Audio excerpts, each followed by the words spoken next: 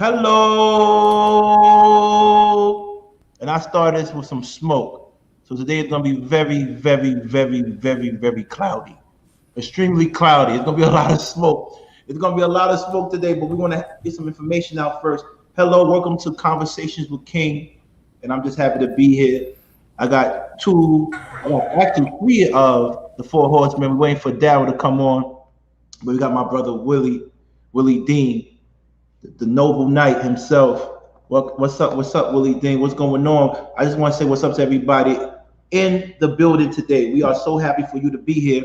We're going to get this hyped up. I need everybody to bring their friends in. I need everybody to turn the lights up. I need everybody to do me a favor. Understand, we are not on CPT time, but we refuse to come in to an empty stadium, the Coliseum. We are not coming into an empty stadium. So that's why I encourage everybody to get 40 likes so we can begin. The faster you get to 40 likes, the faster we come in. And then next week it might be 50 likes, but we're growing. We are not on CPT time. We see everything you say and do, and we address it properly. You're lucky we do address you. Because if I didn't address you, then you mean nothing to me. But I'm addressing you because you mean a little bit to me. That's all. But anyway, with that being said, I want to say thank you so much for tuning in. You mean a lot to me. For real, for real. We have done so much in 3 weeks. 623 subscribers in 3 weeks. The impressions are looking good. The analytics are looking good. You are looking good. And we're here to make a statement. We want to have deep, thought-provoking concept ideas and then conversations and dialogue. But most of all, we want to learn together and find solutions to the issues that we have now, but we're gonna also have fun too. If anybody knows me, I like to have fun, I like to get busy, joke around, but at the end of the day, we are solution based. Without further ado, I am going to give a shout out to our sponsors. Please, Maricela, check up with Colette. She's supposed to have our commercials. I never got in my email. Check your email, please. I need to see that. What's up, Black Light? Thank you. Yeah, we was on Lauren's show. We did our thing. I hope you liked it. She didn't give me enough time to speak, but it's okay. I understand how it goes. Lauren's still an amazing person, but it is what it is. She said that's her home team. It's a home team. I read in between the lines. I love it though. But listen, at the end of the day, check this out. Sponsors. Shout out to my book. Loving Life Through the Eyes of Travel. We want to give a shout out to that book because that book is the reason why I'm able to be with y'all today, promoting this book, Loving Life Through the Eyes of Travel. Get it on Kindle and Apple iBooks, and those who want the physical copy, you can get on BookBaby and Amazon and other platforms.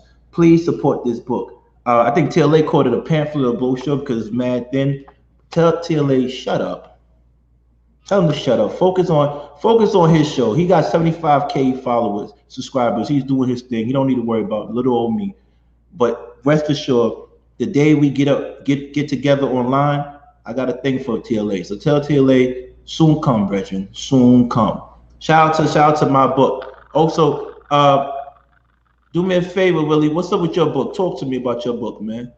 Talk to me about your book, man. Everything's good. Everything's good. It's available on Amazon. Love, written by Willie Dean. Illustrations done by my man Misha Jovanovic. He's out in Serbia. Shout out to him. Right. If you can support it. I know everything's not for everybody, but I don't see why this book wouldn't be for you.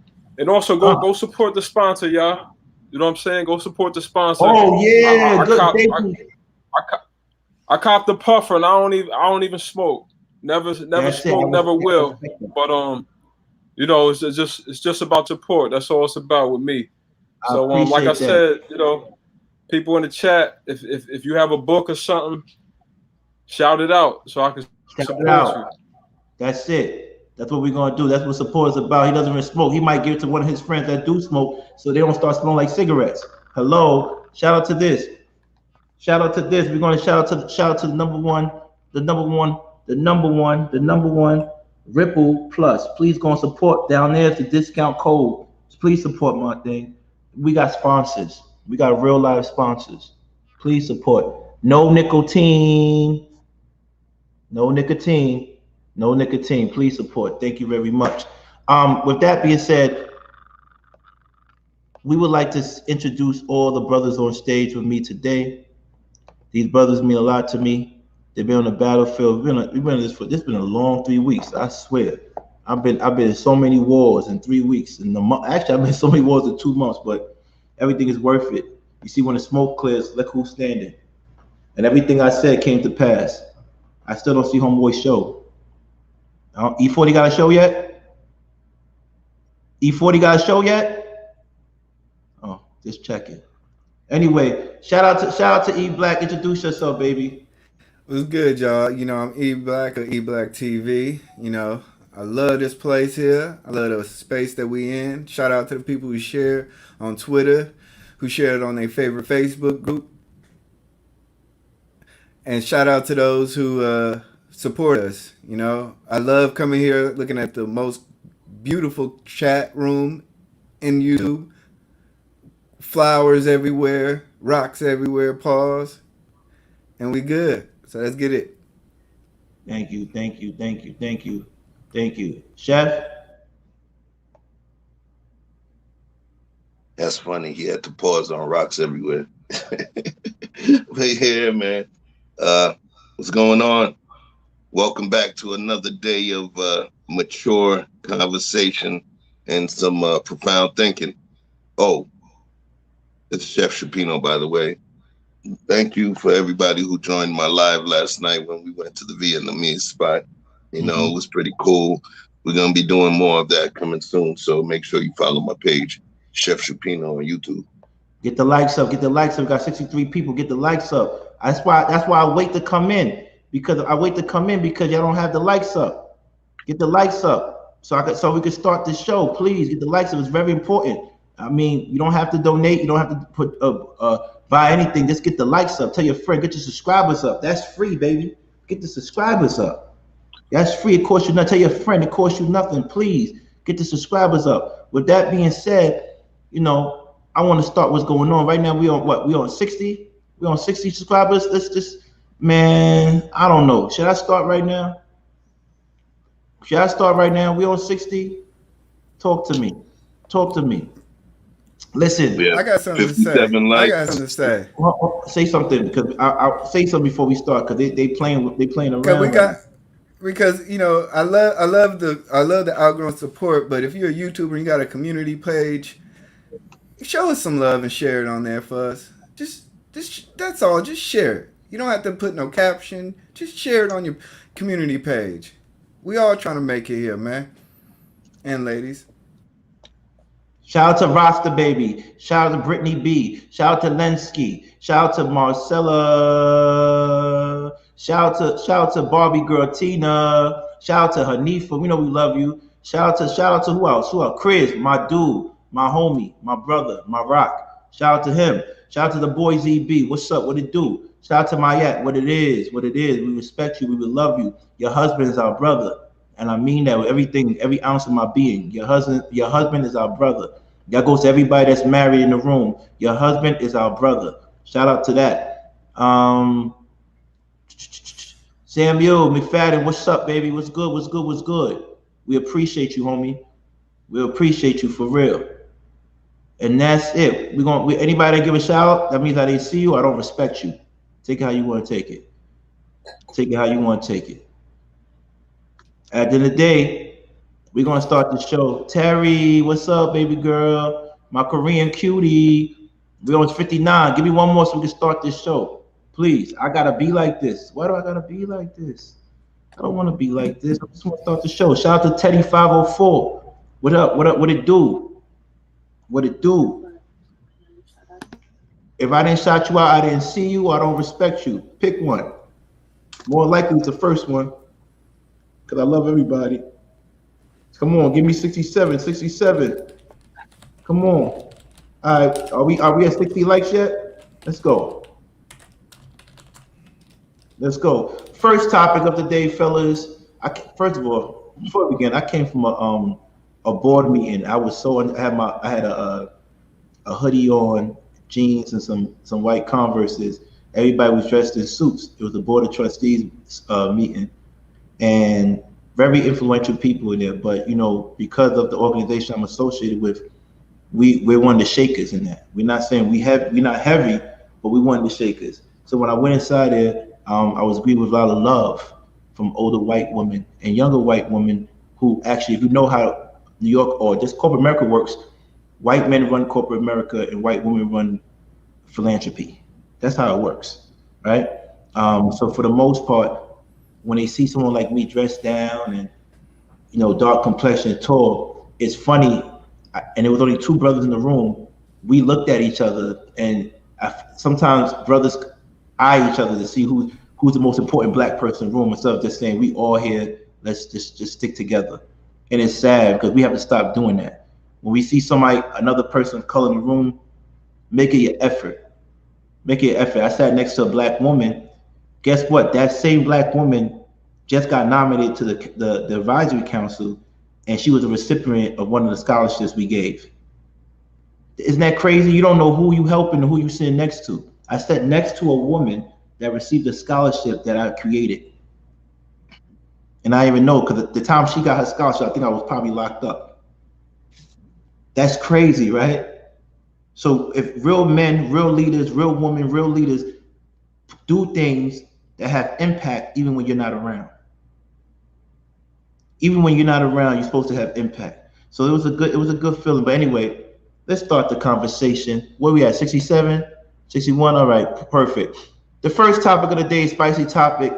I want to talk about, like I just said, I was in the feds. I came home, and a lot of my brothers or my comrades face the same thing. They face this issue that they get home to their significant other, and this applies to women too. And they go back to jail because they try to go too fast. They don't take their time. The question, and we need some flowers on stage. Please, the flowers on stage. Remember, listen, I want everybody, whether you've been on stage or not, if you're in the chat room or you watching, don't be afraid to come on stage because your opinion counts. As long as you don't act crazy and you act cool, your opinion counts. What I want to say is, men rush to do things and get themselves in trouble because they feel that the significant other is not giving them enough time to get themselves back together. This doesn't have to do with just men incarcerated. What about men who lose their job and have a family, right? What about men who fell ill and just started recovering? What about women men who have babies and they feel pressured by their husband to get back to their shape, right? What about that? What about people that have mental health issues and they are not functioning right, but their husband or their wives or boyfriend or girlfriends gives them probably like a month to get this stuff together? The question is, how long are you willing to wait? How long are you willing to wait for your man or your woman to get their stuff together? And I'm going to essentially basically give you situations, and I want to ask you, especially people on the panel, how long are you willing to wait? Shout out to One Community. We love your show. Thank you for the biggest shout out you gave, for real. I love you for that, brother. We're trying to arrange something so we come to your show on Saturday. We have a content calendar, so we can't change from Monday to Friday, but Saturday we are free at 3. So we're gonna work it through Marcella. We're gonna get up there. We're gonna do our thing together on your show.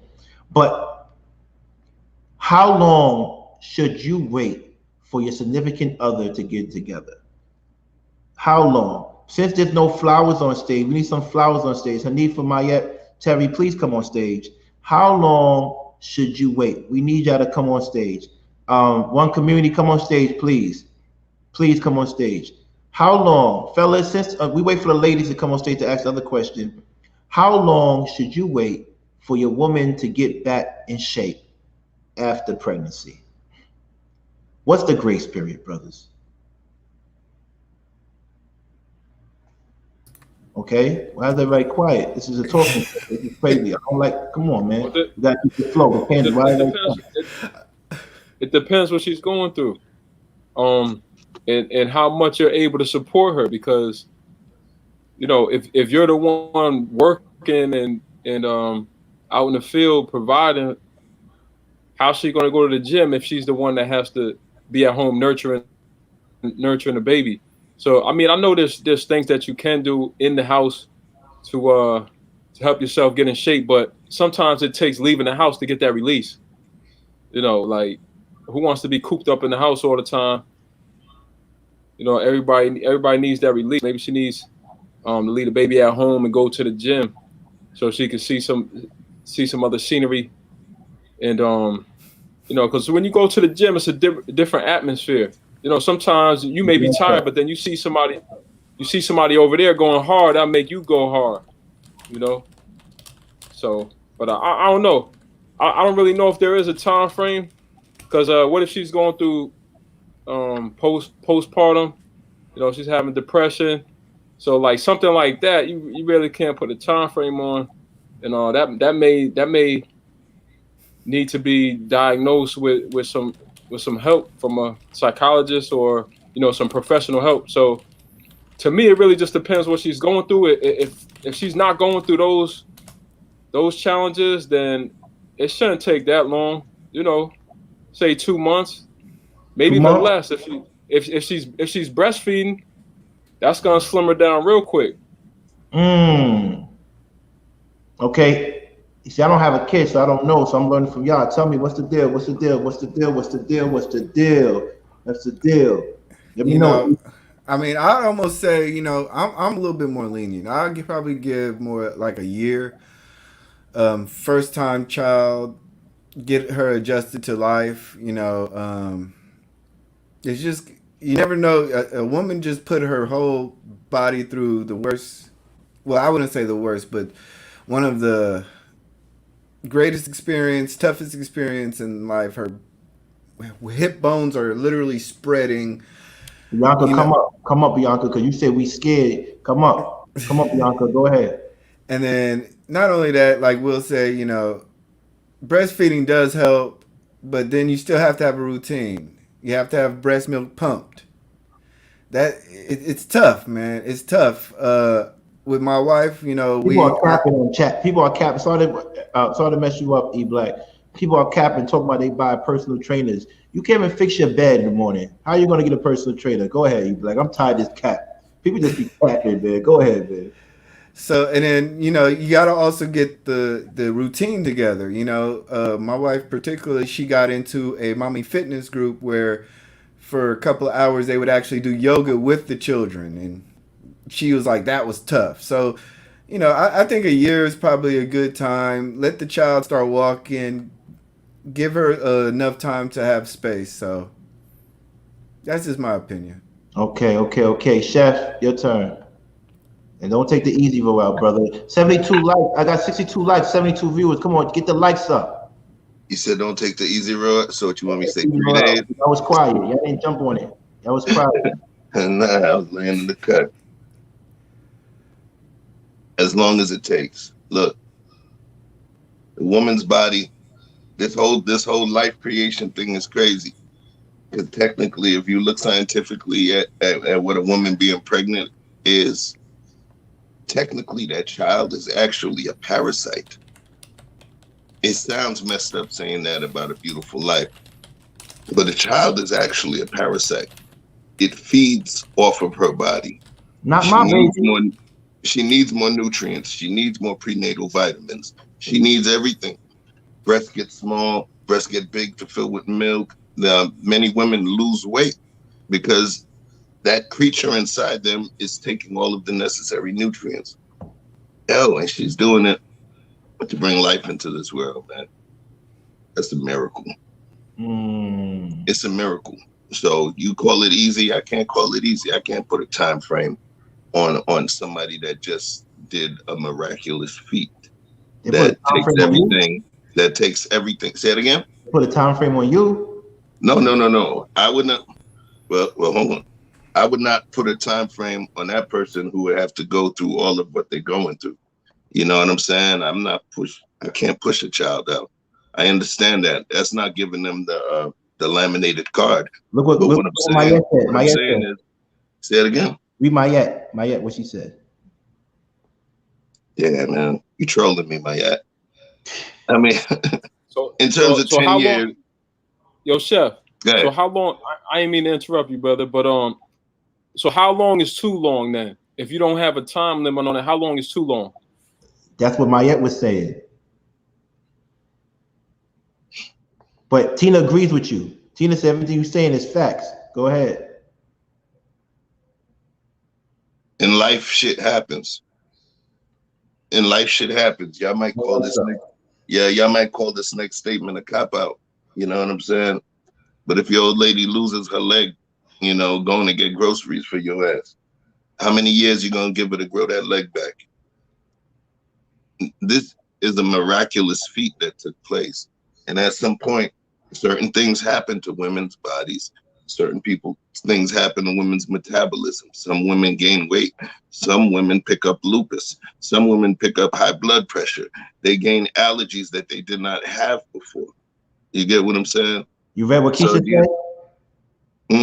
You read what Keisha said?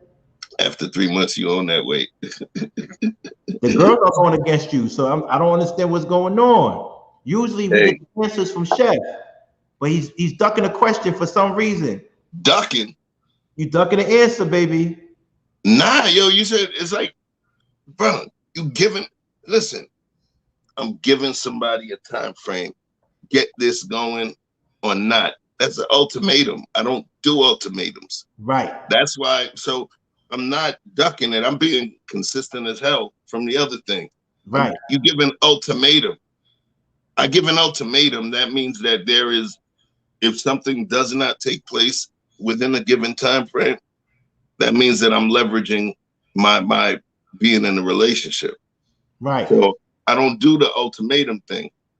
There's work that I would try to do. There's things that I would do. I would be proactive. I would attempt to be an example.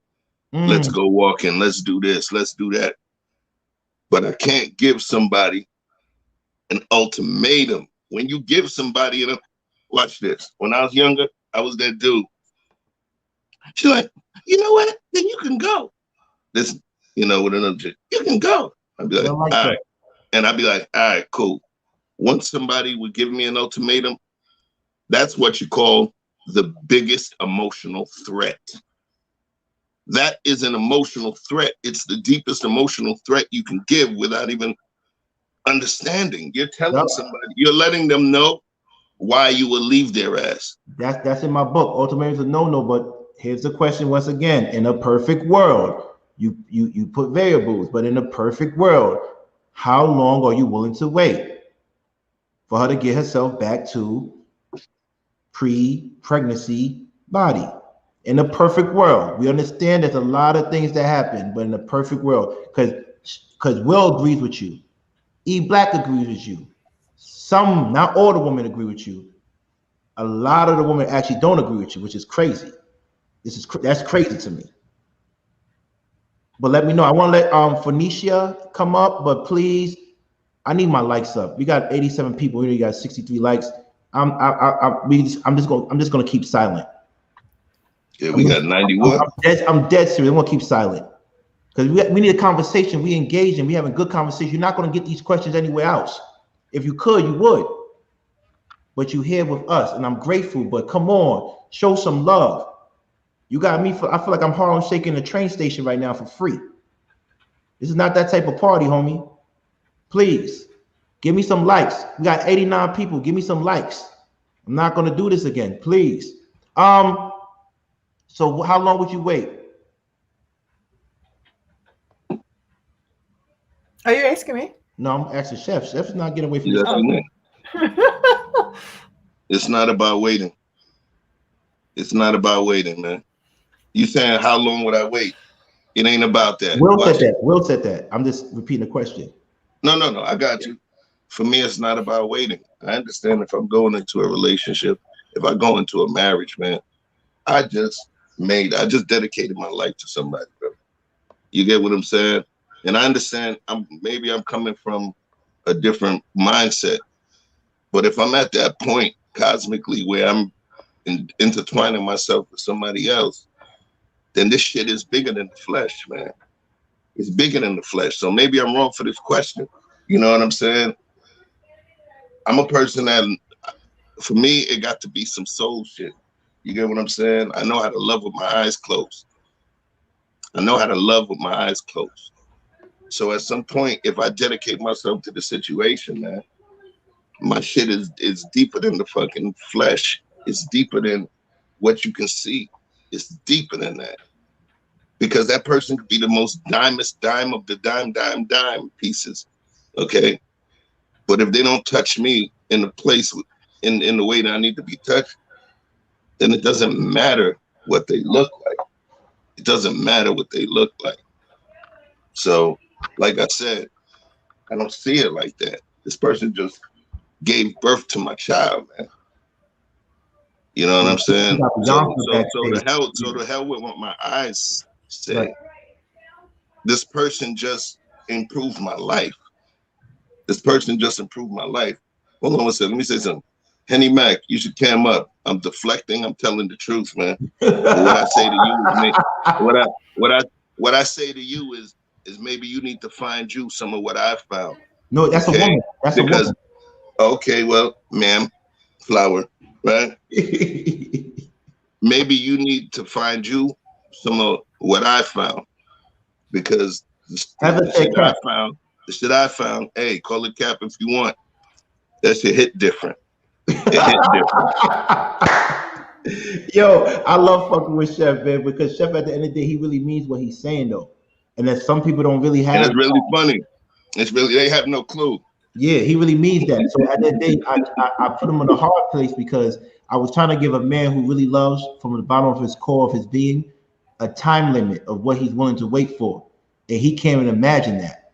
You feel me? He can't even imagine that. So you gotta I wouldn't do it. Huh? I wouldn't do it. I wouldn't do it.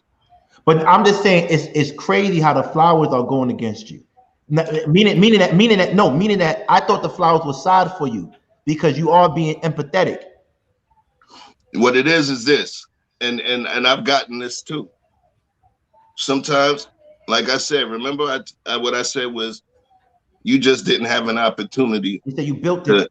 You didn't. I'm built different. You haven't had an opportunity to the chef term taste that particular dish. So the amount of flavors that you're accustomed to is rather limited. But if you understood what I was saying, it hits different. Leave chef alone. And what's funny is they call it cap. I'm grown. I'm good. They call it cap. But the shit I'm talking about is the kind of love that they wished for since teenage time. Where you don't just deliver a child, two child for a man, and then now he's expecting you to go and, and fit into some specific look. Is that what the shit was built on?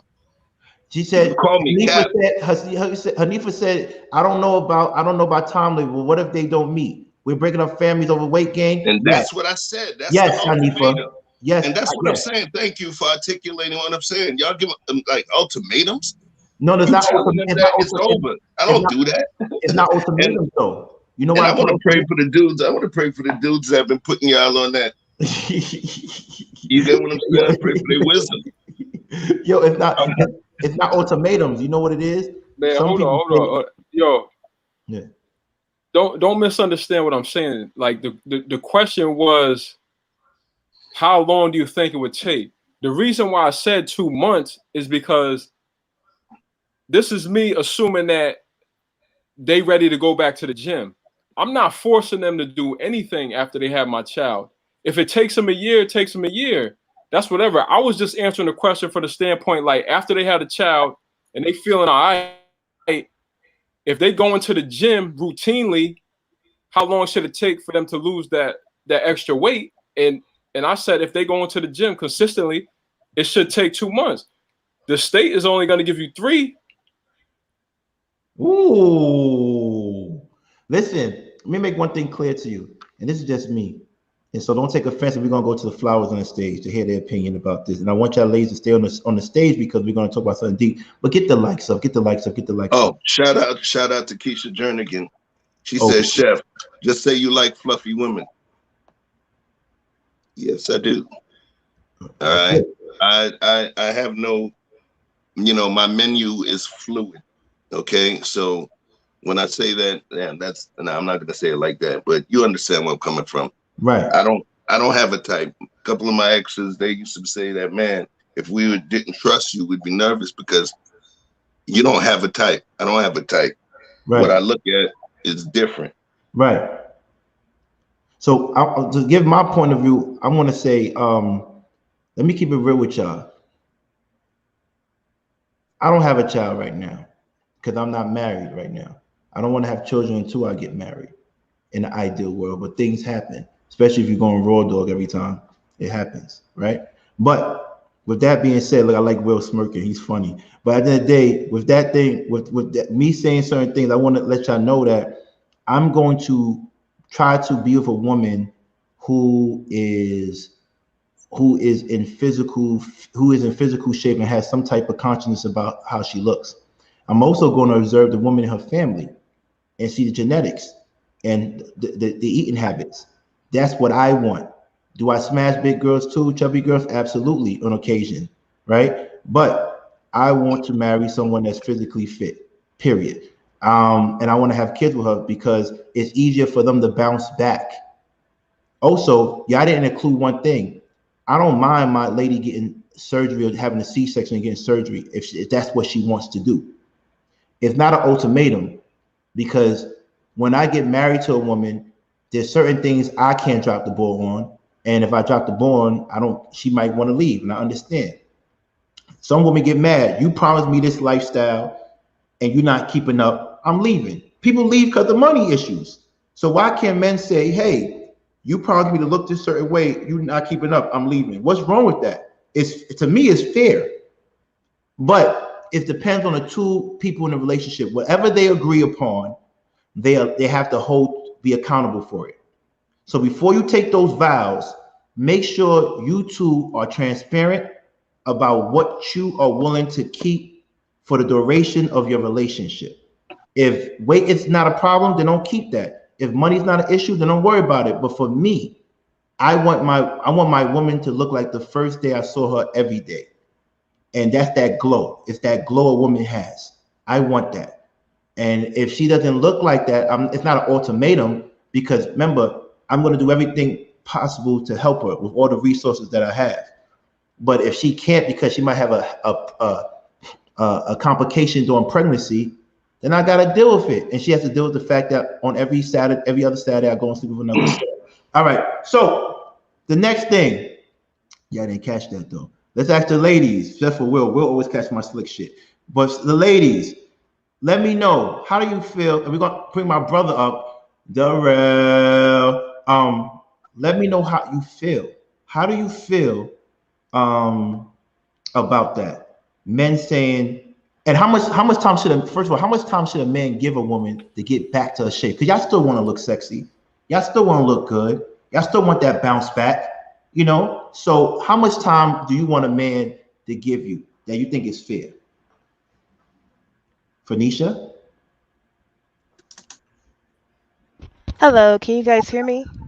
Uh-oh. Girl number 6, Spike Lee. Can you hear me? Yeah, I can hear you. Oh, okay. First, I want to thank you guys for allowing me to come on this channel, Conversations with King. I just appreciate how welcoming you guys are to a host of different people from different backgrounds and just getting more perspective from different viewers. So with that being said, Turn and for lights the up. okay. And shout out to Darrel Long, the And Everyday hello. podcast by Darrel Long. That's what I'm talking Okay. about. Peace, And peace. so to answer your question, how long should I wait, right? Um Here's the thing. If the man is not making progress towards his goals, then I would see that as an opportunity to leave, right?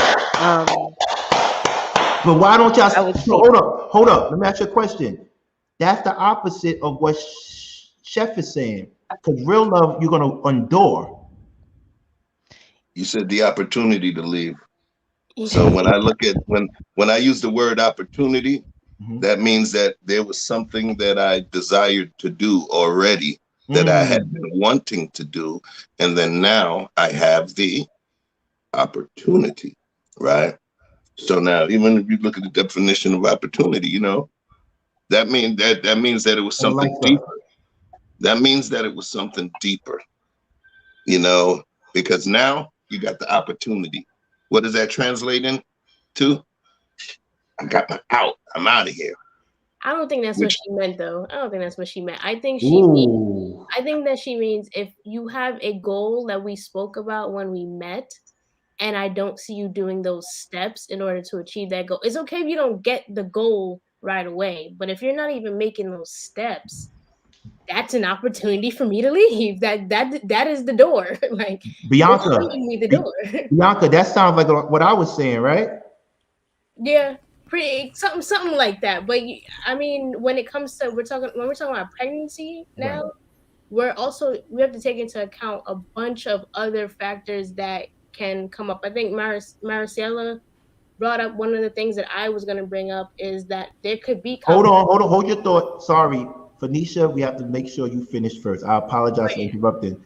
Yeah, go ahead. I'm sorry. I'm so sorry, Bianca. You're all good. We're good. I'm listening. Thank you.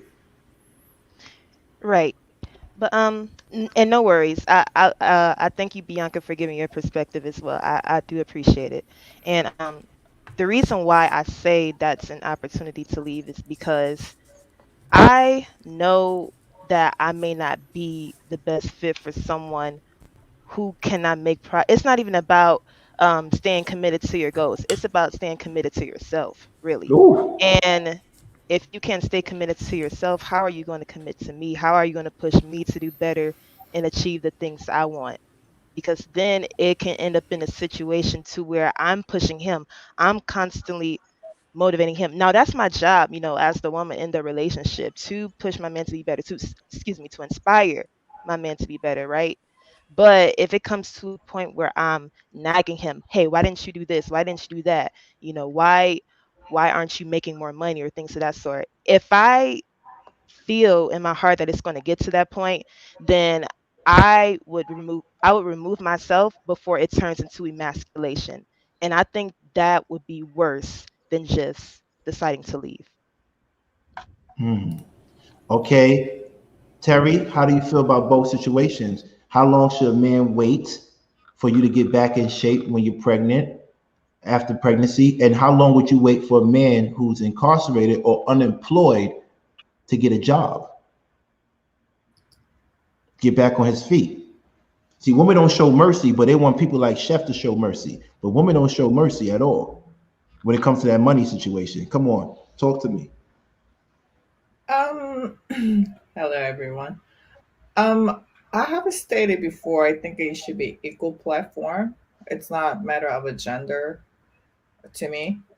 So if a mother is giving a birth and you are going to put window over her body to come back in before pregnancy shape, that makes me question how shallow you are. One, that's just my personal perspective.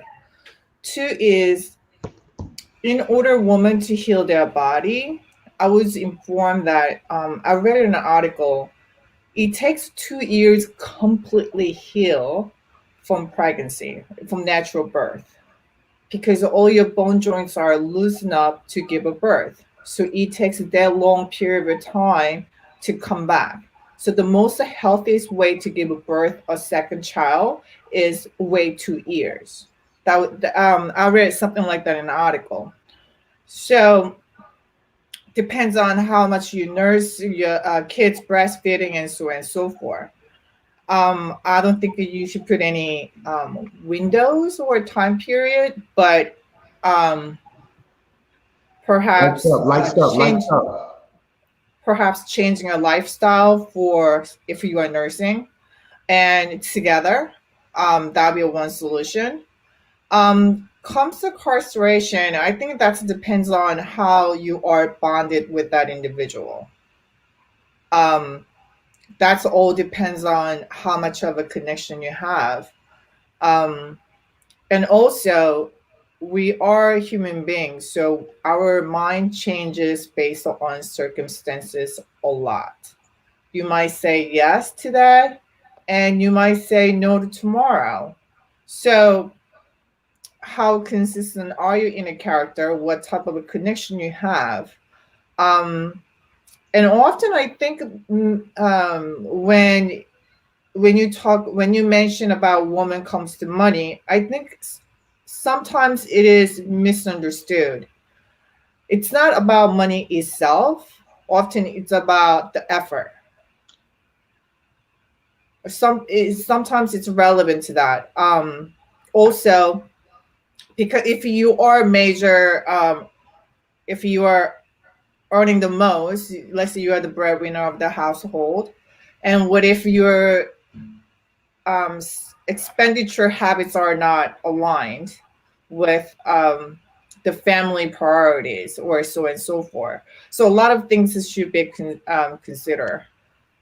I'd like to ask something for a second, because a lot of people y'all walking the line here. Right. Let's go ahead and call it a spade a spade. And if it's, I'll take the bullet, man. Fuck it. Listen, when a woman gives birth, right? Your screen is freezing up, brother. I think about it. You say what? Your screen is freezing up. It's like. All right. Can you still hear me though? Yeah, I can definitely hear you. All right, that's cool.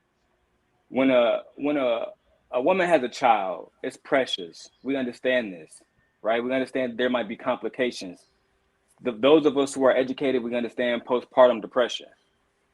The thing is that men, we deal with depression every single day, before the child comes, after the child comes, during the pregnancy, planning the pregnancy, or if you're a real man and you're really providing for your family, that life is stressful, bro. So for me, I can't use that same stress to say, damn, I couldn't pay the rent. I couldn't be a man for the next 3 months. And oftentimes I find women in places where they make excuses about how they look, and it lasts. And then the man just got to stay with a woman who's mediocre, but then lie to her and tell her she's bad. I'm not really interested in that kind of lifestyle. Like, real talk, I'm not interested in that. So to me, maybe I'm insensitive, but to me, it's also insensitive to have a man who's going out 40 hours, 60 hours, whatever he putting in, he bringing you back 100, and you bringing him back 50%, telling him to act like it's 100. To me, that's a lot. That's just a line I can't cross, because this is something that me and Terry talked about. You know, it don't take much for you to go out and walk 8 miles, right? 5 miles a day. It's 1 mile a day. It don't take much for you to stay in shape. And for, the men who, this is no shot at Chef and anybody else who feel the opposite, but if your woman don't got time to really pay attention to her body 2 years later or 3 years later, that's on her. You want to walk around with women who want to look like precious. That's in our community. I'm gonna call it out. What kind of chicks you dealing with, fam? What kind of chicks you dealing? What kind of chicks you dealing with, fam? Because wait. What was the term? You said you wasn't gonna be in what? There was something you said before. Insensitive. Right, but okay, but if you go by virtue of what we had yesterday, you being inconsistent, right? So now, how? The kind of lover that you displayed that you were with the oils and shit and all of that, right? That takes and making a person feel in such a level of safety that they can communicate everything for you and they can do everything. I'm trying to understand how that level of safety and understanding and unconditional understanding and caring from yesterday, how does that translate into this autocratic because I have thing a where it's standard, like, yo, get this, because I have a standard. because I have a standard of what I want your shape to be like and what I want your waist to be like and what I want to not sag and not sag. That means that I don't love you. That means that I'm being insensitive. Again, to go back on what happened the last week, I can't control people's emotions, grown men or grown women. With that being said, you know what I'm saying? Your self-esteem, as Cat Williams would say, is self-esteem. Right? You want me to look at you and treat you like that? Cool. Eat fucking cucumbers, right? Do something. Make some kind of effort, because if you don't, I'm the type of dude that's gonna go out and I'm gonna tell you the truth. You don't look as good as you used to look in that dress. I'm sorry. Because if I was broke, you're not gonna treat me like the $100,000 man if I'm making 15,000. You're not gonna do that. So why should I give you the courtesy of treating you like you bad when you're not? Treating you like you being consistent when you're not. I'm not doing that. And I'm not about to dog walk a little girl. You a grown woman. I like that. I like You know how the difference between a girlfriend and a wife? I understand what Darrel is saying. I feel like he's going a little bit further out from the question though, because we're talking about how long are you going to give her initially after the whole matter is done, after the child is born. I will give her about 12 months. Willie 12 months at the most. Willie clarified earlier that he didn't really mean 2 months, because I was gonna come up here and be like, "Yo, bro, like 2 months doesn't work," simply because right after your woman gives birth, like I haven't had a child yet, but my aunt recently had a baby. You're still bleeding for weeks and weeks after that. Like you really can't do too much. Your body's healing from an extreme event. When can you have sex with a woman after pregnancy? Because of the extreme event. No, but when can you have sex with her? Like 2 months, 3 months? Around 8 weeks. 8 weeks? Around 8 weeks. Well, you gotta bring back polygamy. But the thing about it is, you're still shedding the uterine lining. You're shedding all that stuff that was inside the body. Your bones are getting back together. Your muscles are tightening back up. There's a lot going on with the entire vagina, uterus, all of that. So to expect someone to get on a treadmill after pushing out a 6-pound human being is like, it's a lot. So I say around a year to 18 months. 12 months. I say a year to 18 months to get back into shape. I agree with walking, because that's why we have strollers.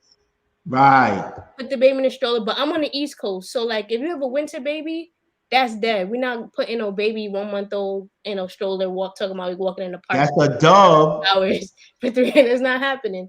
So I feel like you should give women time, but I also agree with the gentlemen that are saying, hey, after like 3 years, bro, that you're doing too much.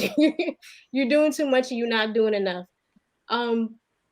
But I feel like the guys, if you really want her to be into shape, then I feel like you guys gotta do it with her. Like, be involved. Like, you know what I'm saying? If she's a stay-at-home mom, you need to give her that time to actually go out and go to the gym.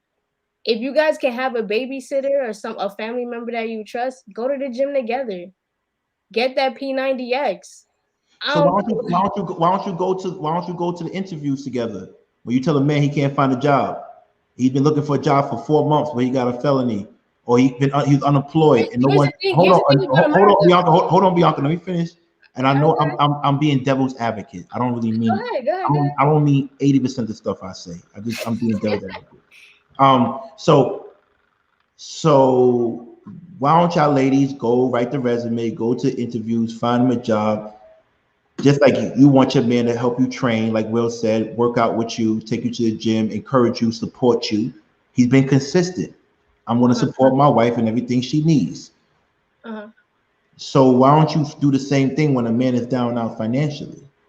Because once again, men are visual creatures. For you to say that we don't want our woman to be the best physically is kind of crazy. And why do we have to wait? And for women to say they don't want their man to be that dude financially, and they're gonna wait, because Terry can say what she wants, but I don't think Terry's waiting 2 months if a man can't hold his own. I don't think she's waiting 2 days. I feel like the max. And Terry's independent. But I don't think and she don't want your money, but she gotta know that you have your own. Well, the max for the unemployment thing is as long as unemployment lasts, like those unemployment payments last. To me, that's the max, because now you're talking about zero. You're talking about $0 coming in, like. But I feel like women can support their men when it comes to unemployment.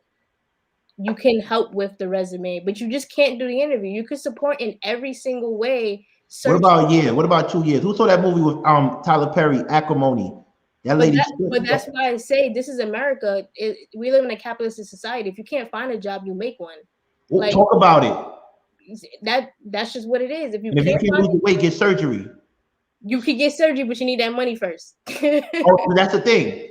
Men on the stage, would you want your woman to get surgery after pregnancy? Yes or no? Yes or no? If you can afford it, why not? And you don't gotta necessarily get like a tummy tuck. Like you can get like, I forgot what they call it, but I think it's called a fat transfer. Yeah. You can get a fat transfer and make it happen. Non-intrusive surgery too. Of course. Why not? Chef, surgery after pregnancy, yes or no? If she wanted it, I wouldn't pressure her to do it. I wouldn't pressure her to have a surgical procedure so that she could look a certain way, because what if she get pregnant again? You get what I'm saying? Right. So if it's something that she wants and she determines within herself that's something that she would be willing to do, and then me understanding how long it's been an issue for her, and if she's had some prolonged issues where it would be necessary, then yeah, I will foot the bill for it, but I wouldn't press her to go get freaking surgery. You guys understand the mortality rate, the post surgery and mid surgery mortality rate for even gastric bypass, 70-80%. Yeah. So, yeah. You know, come on, man. This is what we talking about, man. JB, this conversation kind of crazy. JB, I'm not too nice, man. You just gotta, you got to find you a nicer flower in the garden, family. They exist. He don't make his bed in the morning. Why are you talking to him? All right, Will. I'm just not a fan. No knock to anybody else, but I'd rather not have her take that risk, because and I'm just not a fan of the. I mean, I don't want to offend anybody, but I'm just not a fan of the fake. Like, I understand before we had this child that your body is going to change, and I'm gonna support that.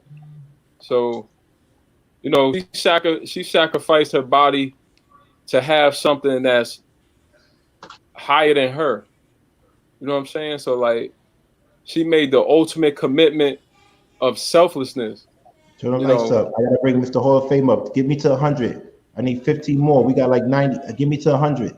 I'm bringing Mr. Hall up. Sorry, Will. No, it's all good. It's all good. Can I ask you a question? I'm not a fan. I'm not a fan of surgeries. Me neither. I don't think. I'm sorry. The conversation. I'm sorry. Hold on. I'm not a fan of this either. You're watching a woman do one of the greatest things on earth. Give her some grace. Give her the space that she needs and time that she needs. This is not about us. It's about her. And if you're in a marriage, then you need to understand the gives and takes. You're going to change too, my guy. We going to change too. We going to get that gut too. No, you're going to change. No. You don't want to work out. Speak for yourself on that. I'm telling you, man, you going to change, because if you do enough diapers, if you wake up late at night, I mean, it's tough, man. I had to make a lot of change in that first year. Health and fitness is self-care though. So like at a certain point you do need to take that self-care time and work on your body. I'm not saying that you should have a six-pack after having the baby. We're just talking about general health. Right. Like, your body will probably never look the way it looked pre-pregnancy, but sometimes it can look better. You can still be in your best health afterwards. Like, we're just saying not letting yourself go after the first few babies. Like, you don't just let it all hang. Like, just work on it. That's all I'm saying. Like, work on your heart health, work on those muscles. Like, it doesn't have to be perfect, but you should be working on yourself. After, me after kid, I'm gonna look better because I was a skinny dude. Will would tell you I was a skinny dude. I just started getting muscles. I just started getting my GQ body at 40. You gonna look better post pregnancy? Is I'm what gonna you're look saying? better. Yeah, I just started getting my GQ. I just started looking like Idris last year. This year I'm aiming for Ocho Cinco. I just started looking like them. Yeah, I grew into this. Listen, I'm gonna be honest with you. I'm gonna bring up Mr. Hope. I need the likes up. Come on, get them up here. Get the likes up. I'm sorry for holding you hostage, Mr. Hope, but that's how I get them to get the likes up. Hey, real quick, I gained a lot of weight from my wife's pregnancy because she was eating more. I ended up gaining like an extra 20 pounds because her meal, as she was preparing her meals, she was preparing my meals more. So it happens, man. So what happened to your self-discipline? So you just transferring liability. You saying because she cooked more, you ate more? Where's your discipline? Yeah. So It's just, but we're being real about it. Come on, man. no, you So be amazed about it because yeah. I think that's say you wanted to get big. Don't say she was making more food, so you ate more food. That's crazy. Yeah, see, that's what I want to talk about is the accountability. Darrel, you had a question for Will?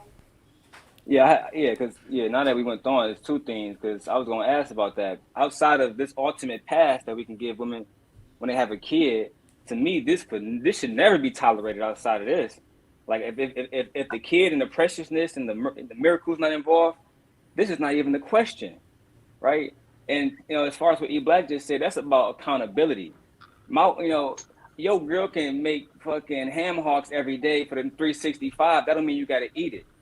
It's about discipline. It's about mind over matter. I ain't turning down ham hocks. I'm saying? I'm sorry. If you want to stay in shape and make sure that your libido is good later on, you might. But that's your prerogative. But Will, my question to you was, if we're not talking about pregnancy, right? If you're just dating a woman and she just randomly get big and in 6 months she 100 pounds heavier, do you handle do you give her the same amount of grace? Because to me, I think this conversation, when it comes to weight, men have been expected to just tell every woman that she's the apple of our eye when that's not true. That's and I hate that because they don't treat men of different educational backgrounds, different socio-economical backgrounds the same. You're not gonna treat Barack Obama the way you treat the janitor, and no woman do. But we supposed to treat Drea the way we treat Lizzo. I don't understand that. Come on, talk about that, huh? I'm not trying to be insensitive. Nah, but I swear to God, I'm not trying to be insensitive. You know what I'm saying? Maricela put it up, but I'm not trying to be insensitive. But I'm just being honest right now. Because if y'all want me to treat Dre the way y'all treat Lizzo, then treat the Obamas, treat the dudes who graduated with their doctorates the way y'all treat the dudes who never graduated from high school.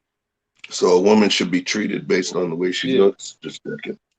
No. Her value to me is it's not outside of just her looks. Okay, her value to you, stuff, but not the way her value to you. Okay, thank you. That was just you. Yes. Because for me, you got to be educated. You need to be smart, but you can't be educated, smart, and have everything else, and you 300 pounds. If that worked for y'all, that worked for y'all. But for me, I don't want that in my bed. I don't want her to have a daughter, and then my daughter looking at her and saying, "Okay, it's okay to be this fat. It's okay to be unhealthy. It's okay to not give a fuck about how I look and to take the responsibility of not eating red meat and pork, but then want a man to look like Michael B. Jordan and make money. To me, that's ridiculous. I'm not gonna lie though. I ain't gonna lie. Let's keep it real. Men are supposed to have grace, but let a man not be able to pay the rent or the mortgage for 3 months and watch how your woman talk down to you. Like watch how he talk down to you. Don't shake your head, E Black, and say yeah, because you want to give your wife grace. Let you lose your job for a year. Let's see how much grace she gives you. I'm just saying. Don't believe what I'm saying. I'm not talking about your wife directly. I'm just saying. But let me just answer the question. But yo, Darrel, like you said, if that woman is with me and she gains a substantial amount of weight while we're together, the first thing I'm gonna try to do is understand why she gained that weight. Like now, if is it a lack of discipline? Like, is it bad eating, or is it a disorder?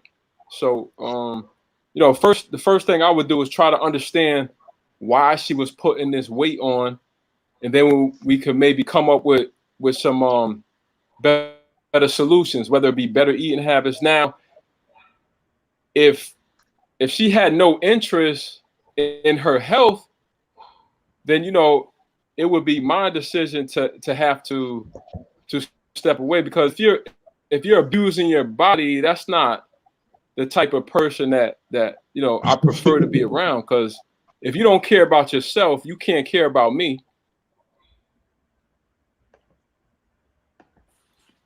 I definitely agree, fam. I definitely agree. And manosphere, I agree with Willie, man. Look, for me, like I said, to me, it's not just about the looks, because that's how people want to project what they think about you onto your conversation. It's about health, right? Are you healthy? Are you consistent? Right?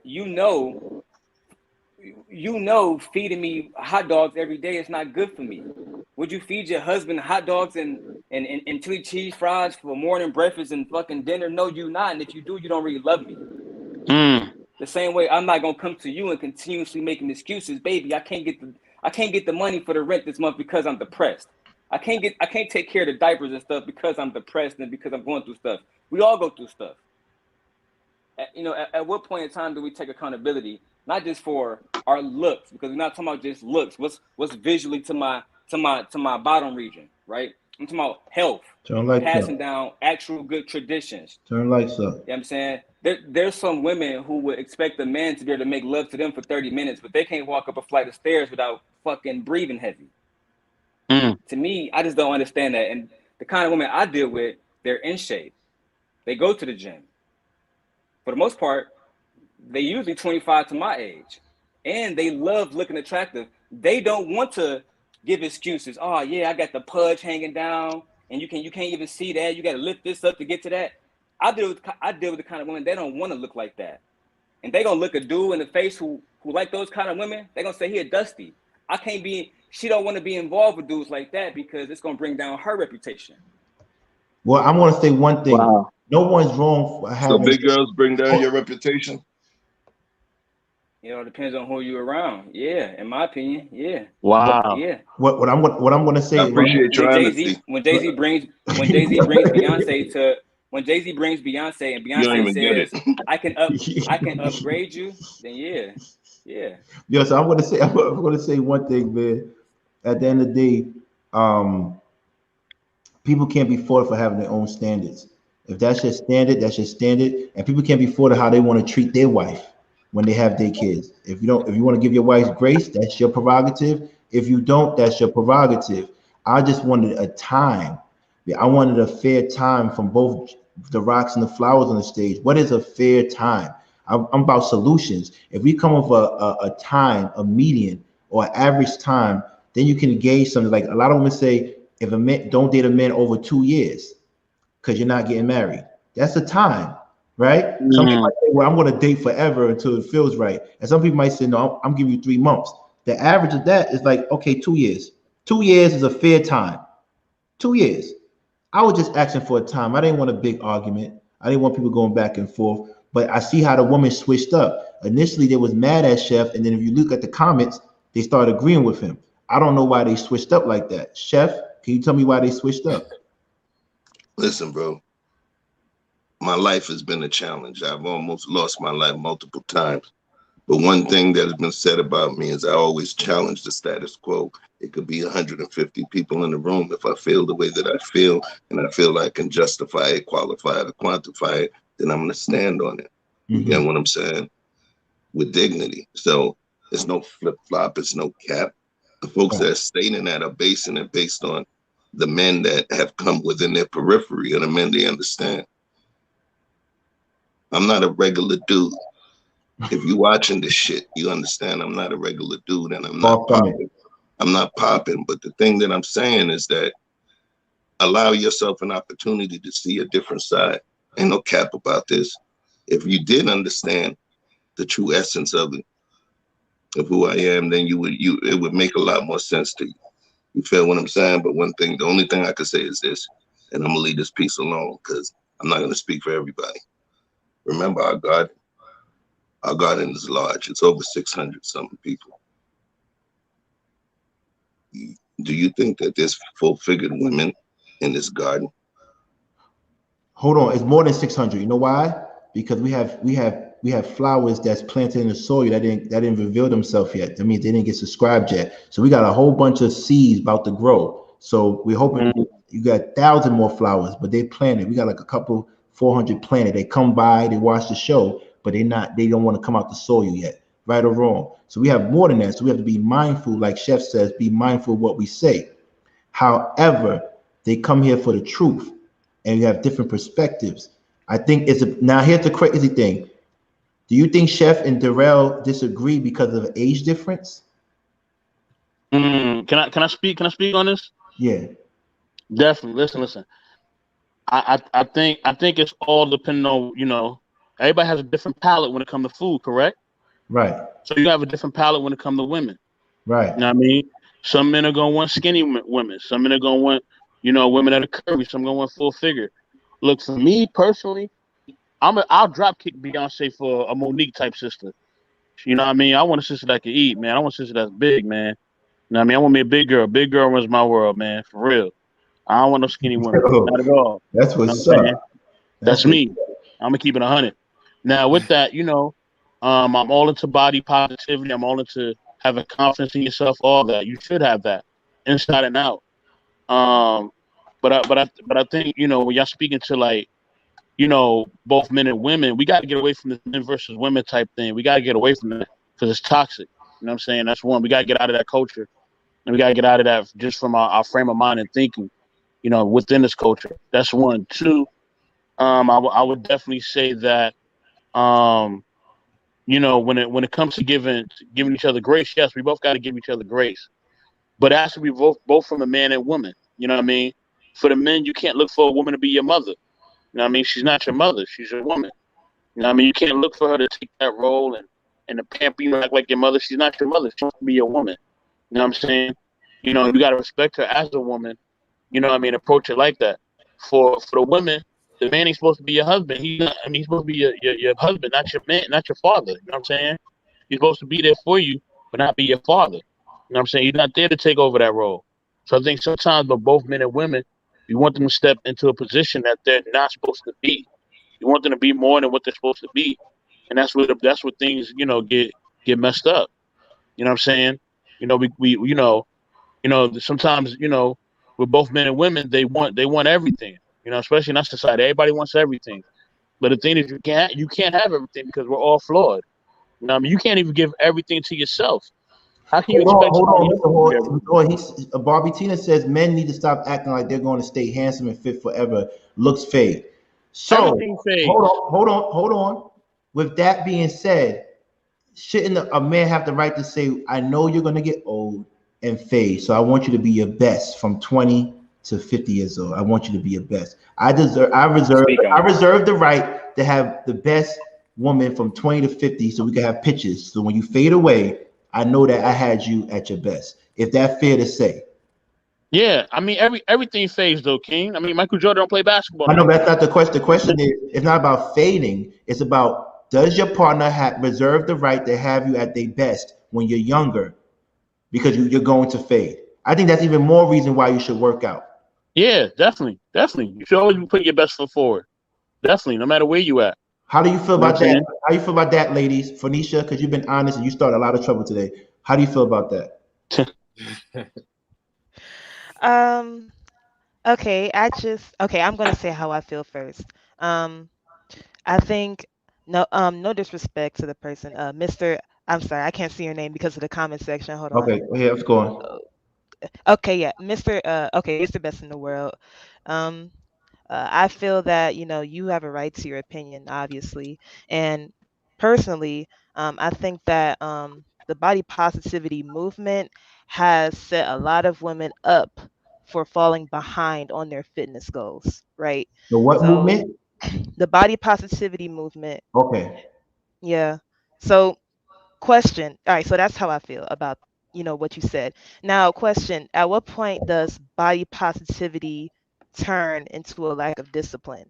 Because a lack of discipline is one of the main reasons why 80% of Black women in our community is overweight or obese And if you look at COVID-19 and the effects it's had on our community disproportionately, it targeted people who were mostly either had pre-existing health conditions or overweight. So although we may want to look at things with, you know, an optimistic perspective, as we should also consider the ramifications later on our physical health.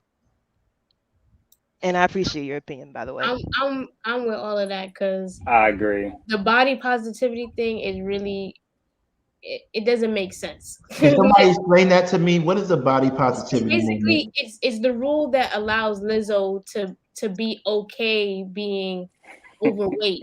Or At like the body point, shaming? he's like, yeah, you can't body shame someone because they're supposed to be positive about their body type or their body shape. We all understand Everyone that is there's beautiful. certain genetic things, genetic factors that lead you to be overweight for some people, but that's a very small Can I minority. say something? Most people are overweight because of a lack of discipline, like Yeah. she said, Can and it Bianca, starts immediately. Bianca, can I say Facts. something? What's up? Um, Shout out to Lizzo. Lizzo's a beautiful woman, right? I want to make that very clear. No one But said she wasn't. No no, one. no, no. I never said you did. But I want to say something.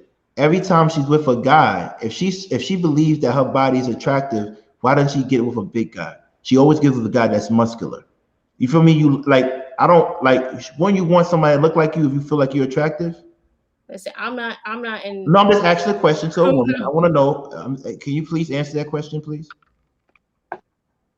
Yeah, I personally don't. I think she's attracted to smaller guys Right, because to be honest, our society we're really not set up for being attracted to bigger, non-healthy people. We're just not.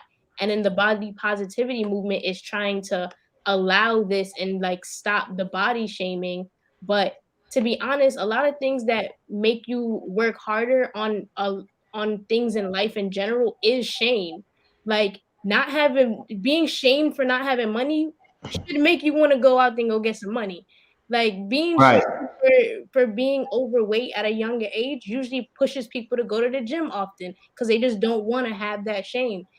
Shame is not always the worst thing in the world. Like obviously you shouldn't be bullying people. You shouldn't go on the internet and calling Lizzo, you know, overweight and fat and doing a lot of, being rude, but there also shouldn't be a space where we're saying, hey, it's okay to be 200-300 pounds overweight. Like for a prolonged period of time in your life. Like right. So it's let me ask you a question because Adele lost weight and stuff like that. But we don't. This is not a weight conversation. This yeah, is we know. how long we should wait. So Phoenicia, and Terry, since you're the flowers in the room, what is the psychology behind big women liking skinnier men if they're attractive? Because I know I'm a big woman magnet. They love me. So, but why don't they love someone that looks like them? And why doesn't big men love skinnier women? Why don't they love someone that look like them? It's just I want to learn the psychology behind that. And the other question is, if you're a big dude, are you does your time does your level of grace increase for your woman to get back in shape because you're big?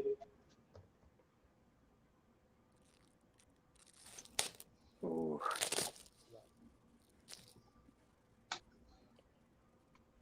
All right, so I cannot speak on the psychology of why big women choose skinnier men.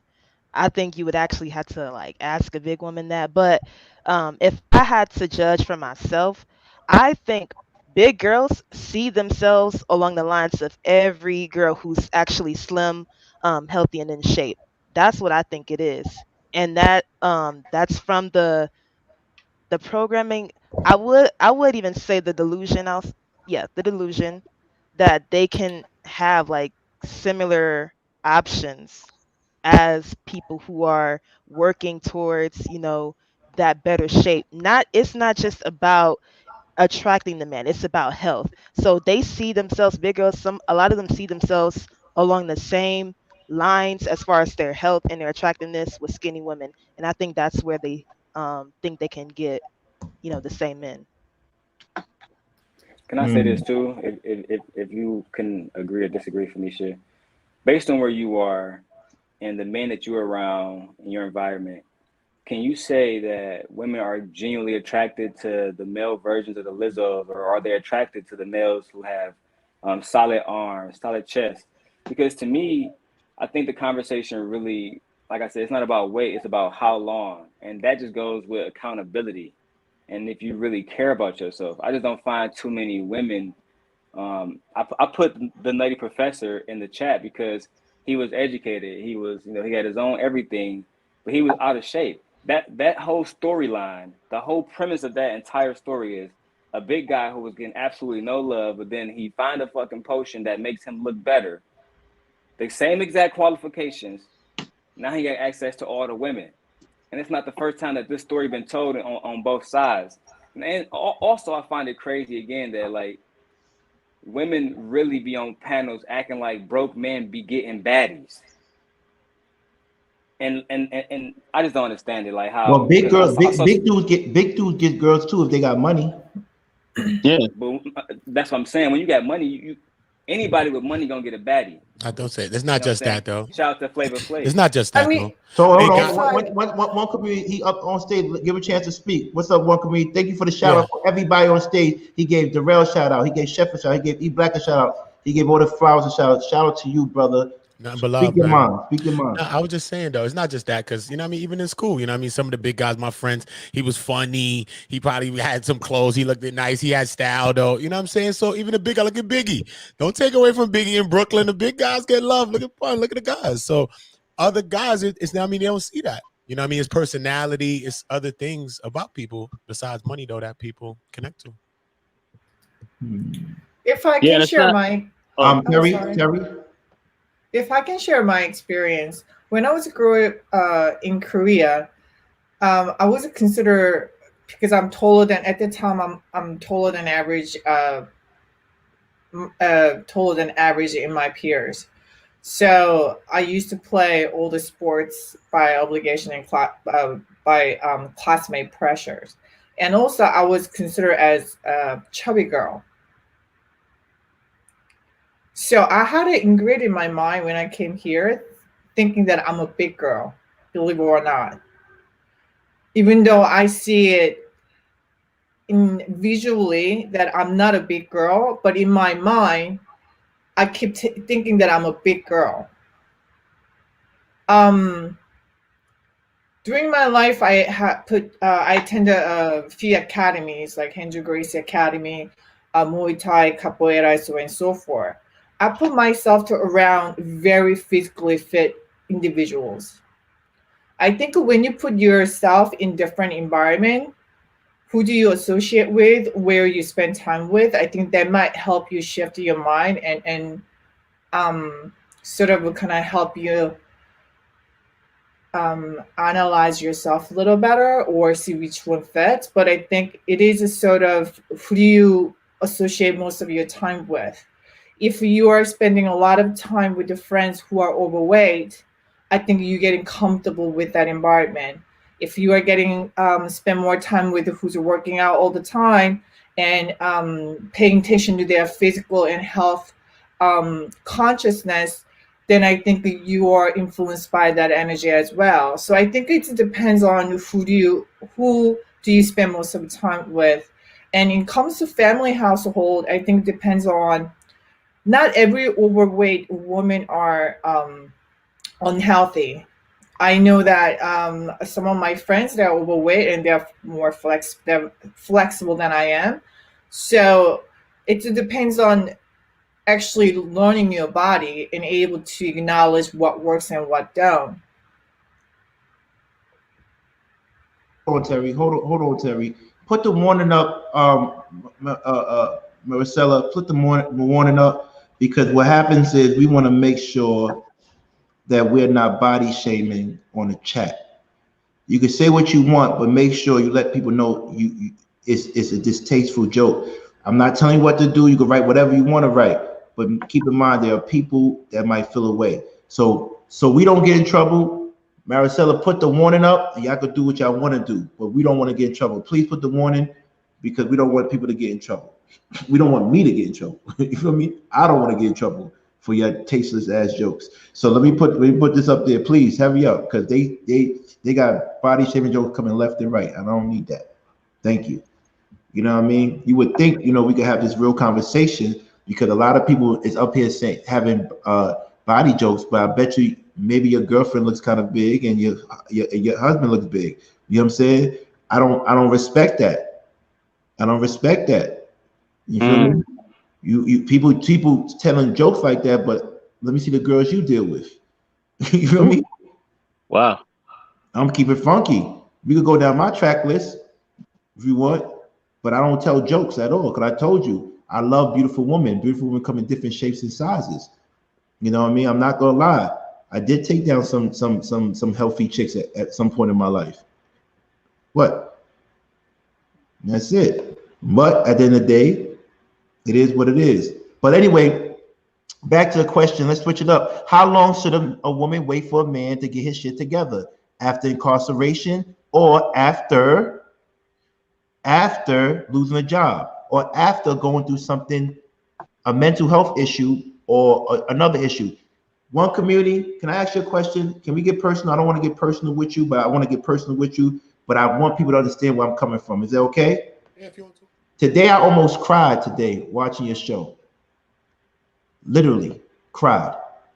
Let me read it. It says, all jokes aside, the following content may be identified as offensive and or sensitive to topics or audience. No bullying will be tolerated. As always, please seek help for health professionals. All right. I watched the one community show. He already got a lot of followers, but go ahead and follow him anyway because he needs more. I want him to have abundance. Salute. Just like I want for you, King. What's up? Thank you. I want for myself what I want for my brother. Hello. Mm-hmm. Hello. You said something today that made me cry. One community has a son, and his son name was Halo. Yeah. I watched the show. I watched this shit on replay before I went to $1 million meeting. I watched this shit, man. Yeah. That messed me up, man. Thank you for sharing. Thank you for sharing, yo. I take it back. And I watch your amazing show. It's not shit. I watch your amazing show, and he's a one-man army for real. It takes all of us to do what he did by himself. I swear, you're a one-man army. It's ill. Facts. He had a son named Halo who passed away. My best friend lost his daughter at 24, but you lost your son Halo. And no, the crazy thing is this. This is the crazy thing. Let me put the context. No, I got to stop you there because my son Halo's alive. Son Halo's alive, but my son's mom tried to choke and kill my son Halo. That's what happened. And when I tried to like tell her to get therapy and stuff, and I just went to get custody of Halo because it was just a crazy situation, then she messaged me and was like, yo, I messaged her while I was going to the court. Like, listen, I'm walking to downtown Brooklyn right now. I don't know what you're talking about. I'm getting off the train right now. I don't know what you're talking about. I got the whole video on record, everything. She said if I did it, and I went to the court and I put on my custody report that what happened, the incident that happened, and she still went to the police and she did what she did and they locked me up. So as they began to lock me up, they tried to lock me up to hide the fact that Halo was abused by his mom. You know what I mean? And in turn, they took my baby from me. Sorry to hear that, bro. Okay, hold on. Yeah. I brought that situation up. I said I nearly cried. Yeah. And I think Darrel went through something similar. Right or wrong, Darrel? You did, brother? Almost exactly the same. This is what we're gonna listen. We're gonna talk about that tomorrow. Our children being snatched from black men through the court system. We talk about that maybe tomorrow, next week. Not next week. We could do that too. We might talk about that on the show when we do it together. Yeah, we could do things like that. Or we could do another stream like that on community. Whatever, we'll figure it out. We figure it out. You and Darrel need to get together. That's got a crazy story. But I need you down. But what happened was, how long would you have given your baby mother to get her stuff together mentally? This is the question: how long are you willing to wait for them to get their stuff together after she did something like that? Please explain. After she did everything that she did, I was given a time period. I don't think that there's a time period on loving somebody, on wanting to be there for somebody, on hoping that, you know what I mean, they could get it together. You know what I'm saying? You know, I don't think it's a time period on that. She was going through things too as well in her past history. You know what I'm saying? She was abused herself. You know what I'm saying? But postpartum is also a real thing as well. So I had to also take and factor that in as well. That she just had a baby. You know what I mean? To say, yo, you bugging and you just got a baby, and that'd be crazy, right? But when it becomes excessive and it becomes abusive to the child is where I'd have to stop it. But if it's things that she was doing, I don't know, man. I'd have never left. So I don't know. I don't know if I'd have still been there, you know what I'm saying? But when people dealing with situations like that and they're using like suicide and things like that against you, they use that like a narcissism. You know what I mean? Sometimes people that's been abused use their abuse and then they become perpetrators sometimes, and they use their situation to gain the sympathy or the empathy. Like if I say, yo, I want to leave and this and that, then they'll bring up these situations that they've been through, so that it'll make me say, all right, whatever, I'll stay. You know what I mean? Even though that's not why I'm staying. You know what I mean? I've been here through all of those things. I'm staying because I just love you and I just love my son, and I'm just trying to do what we got to do. You know what I'm saying? You know what I mean? It's hard, it's right, it's whatever. But I don't think it's no time period on that. I think to everybody, it's gonna be their own time period. But I'd try to help her through it all. But see, this is what I'm getting. I'm gonna call out the guardian. Yeah. When Chef said there's no time period, y'all was getting on him. But now when he says there's no time period for mental health, well, when Chef says no time period for pregnancy, y'all got on Chef. Why is that? Why is that, guardian? Y'all switched up. Can somebody explain to me why we give more grace period for mental health and not pregnancy? Because sometimes pregnancy can be chosen. Mental health is things that you can experience through trauma. You can go through mental health based on your environment, through trauma. We have a choice to have sex, man. Stop. Say that over. So everybody in the back can hear that, please. You have a choice to have sex, man. You can chill, you can wrap it up, you can strap it up, you can chill, stop down, go beast mode, take your damn time, be in shit, play the Marvin, play the Lovers. You know what I mean? Take your time, man. What you here doing? So we got a choice on that. Mental health, sometimes you don't have to have a mental health problem, but just your environment, just watching the news every day could give you mental health problems. It's traumatic. It's PTSD just watching the news. That alone is, we know that's traumatic. But that's the news. You seeing people dying all day. You watch the news every day. I stop watching the news. Yo, it be stressful. I'll be hoping I don't see my friends on it sometimes. I'll be like, yo, I hope I don't see my neighborhood or somebody that I know. It's scary. All right, hold on. So please go and follow his page because he gave a solution and an answer. You heard that? I asked him a tough question because y'all switched up on Chef, but he gave a reason why. Chef, what is your reason why people switched up when he said it? But to me, I felt it's the same thing, the same level of grace. I mean, he's speaking, I'm gonna say this. He's speaking a different version of the same thing that I was saying. You know, not saying he stole it, not. Yeah. He's saying it from that particular perspective. Yeah. Folks don't understand. I have children. I had the mother of my child almost pass away. Having my child. My son's mother went into heavy postpartum. So I dealt with skinny girls, short girls, tall girls, heavy girls. Excuse me. Mm-hmm. The thing is, when you hold court in my circle, man, you've transcended that physical shit.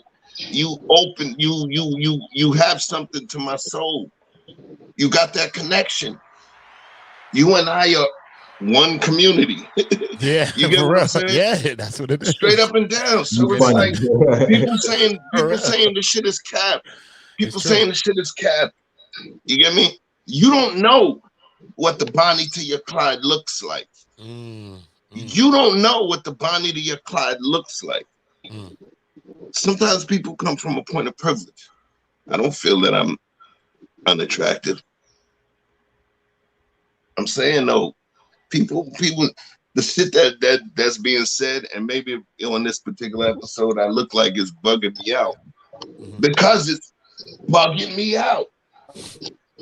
I'm talking real stuff, but when I say this, and don't take it the wrong way. The flowers that felt that I was capped, that spoke specifically saying that I was capped.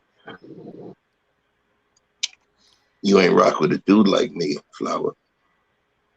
And I pray that you have an opportunity too, because it would be something cosmic, and it would be something where you would be focused on you and that person growing spiritually instead of you keeping a fat ass into your 60s. You know what I'm saying? Like I'm so if y'all see me where I'm looking like, yo, what are we talking about? Because I'm saying, like, expecting workout, she's gonna work out. Natural age and gravity takes place. So all of this shit you talking about is almost like a reverse mortgage. You get what I'm saying? At some point, she gonna get old. So are we talking girlfriend? Yeah, I'm out. Or are we talking marriage? There is a difference. There is a difference. And if you can put some basic ass shallow ultimatum on a commitment that you made in front of God, shit, then that's you, man. Then that's what it means to you. You know what I'm saying? I'm gonna marry somebody because they look good. I'm gonna marry somebody because they look good. They look good was what allowed what them looking good might have sparked a conversation. It might have sparked a date, and it would have allowed us to have that communication, that emotional bandwidth. But if there was no bandwidth, then that thing would be done. But now there's bandwidth, and I see, because guess what? Normally, before you get married, you smash it. So you get to smash, you get to hang out, you get all of those things, right? So there obviously had to be something else special that would make you give your life to this person in front of your creator and whatever government represents your municipality. So come on, man.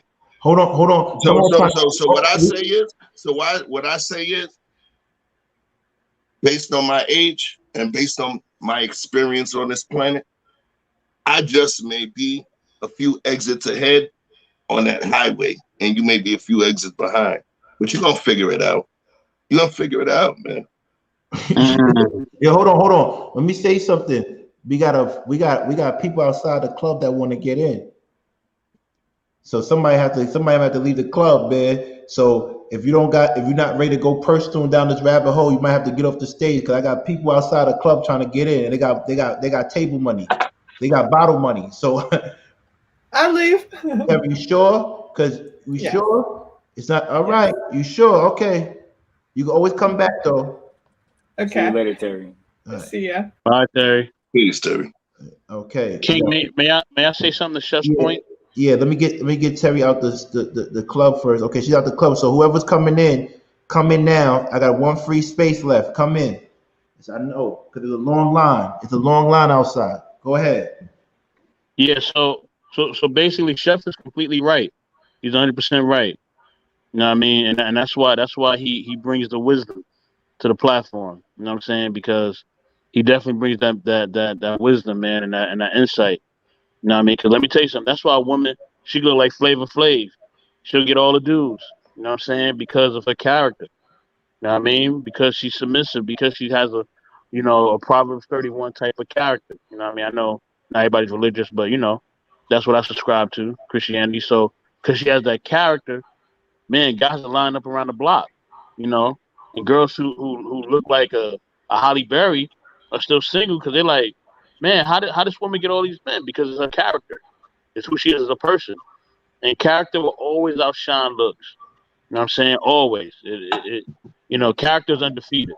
I feel like you and Chef are vanity shaming me and Darrel. No, we're not. No.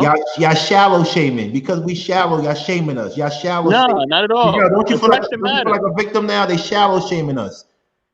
Nah, if you want to say that, you're saying we shallow shaming you, then you just stated that you're shallow. So that means so that means that you're the desert and we're the water.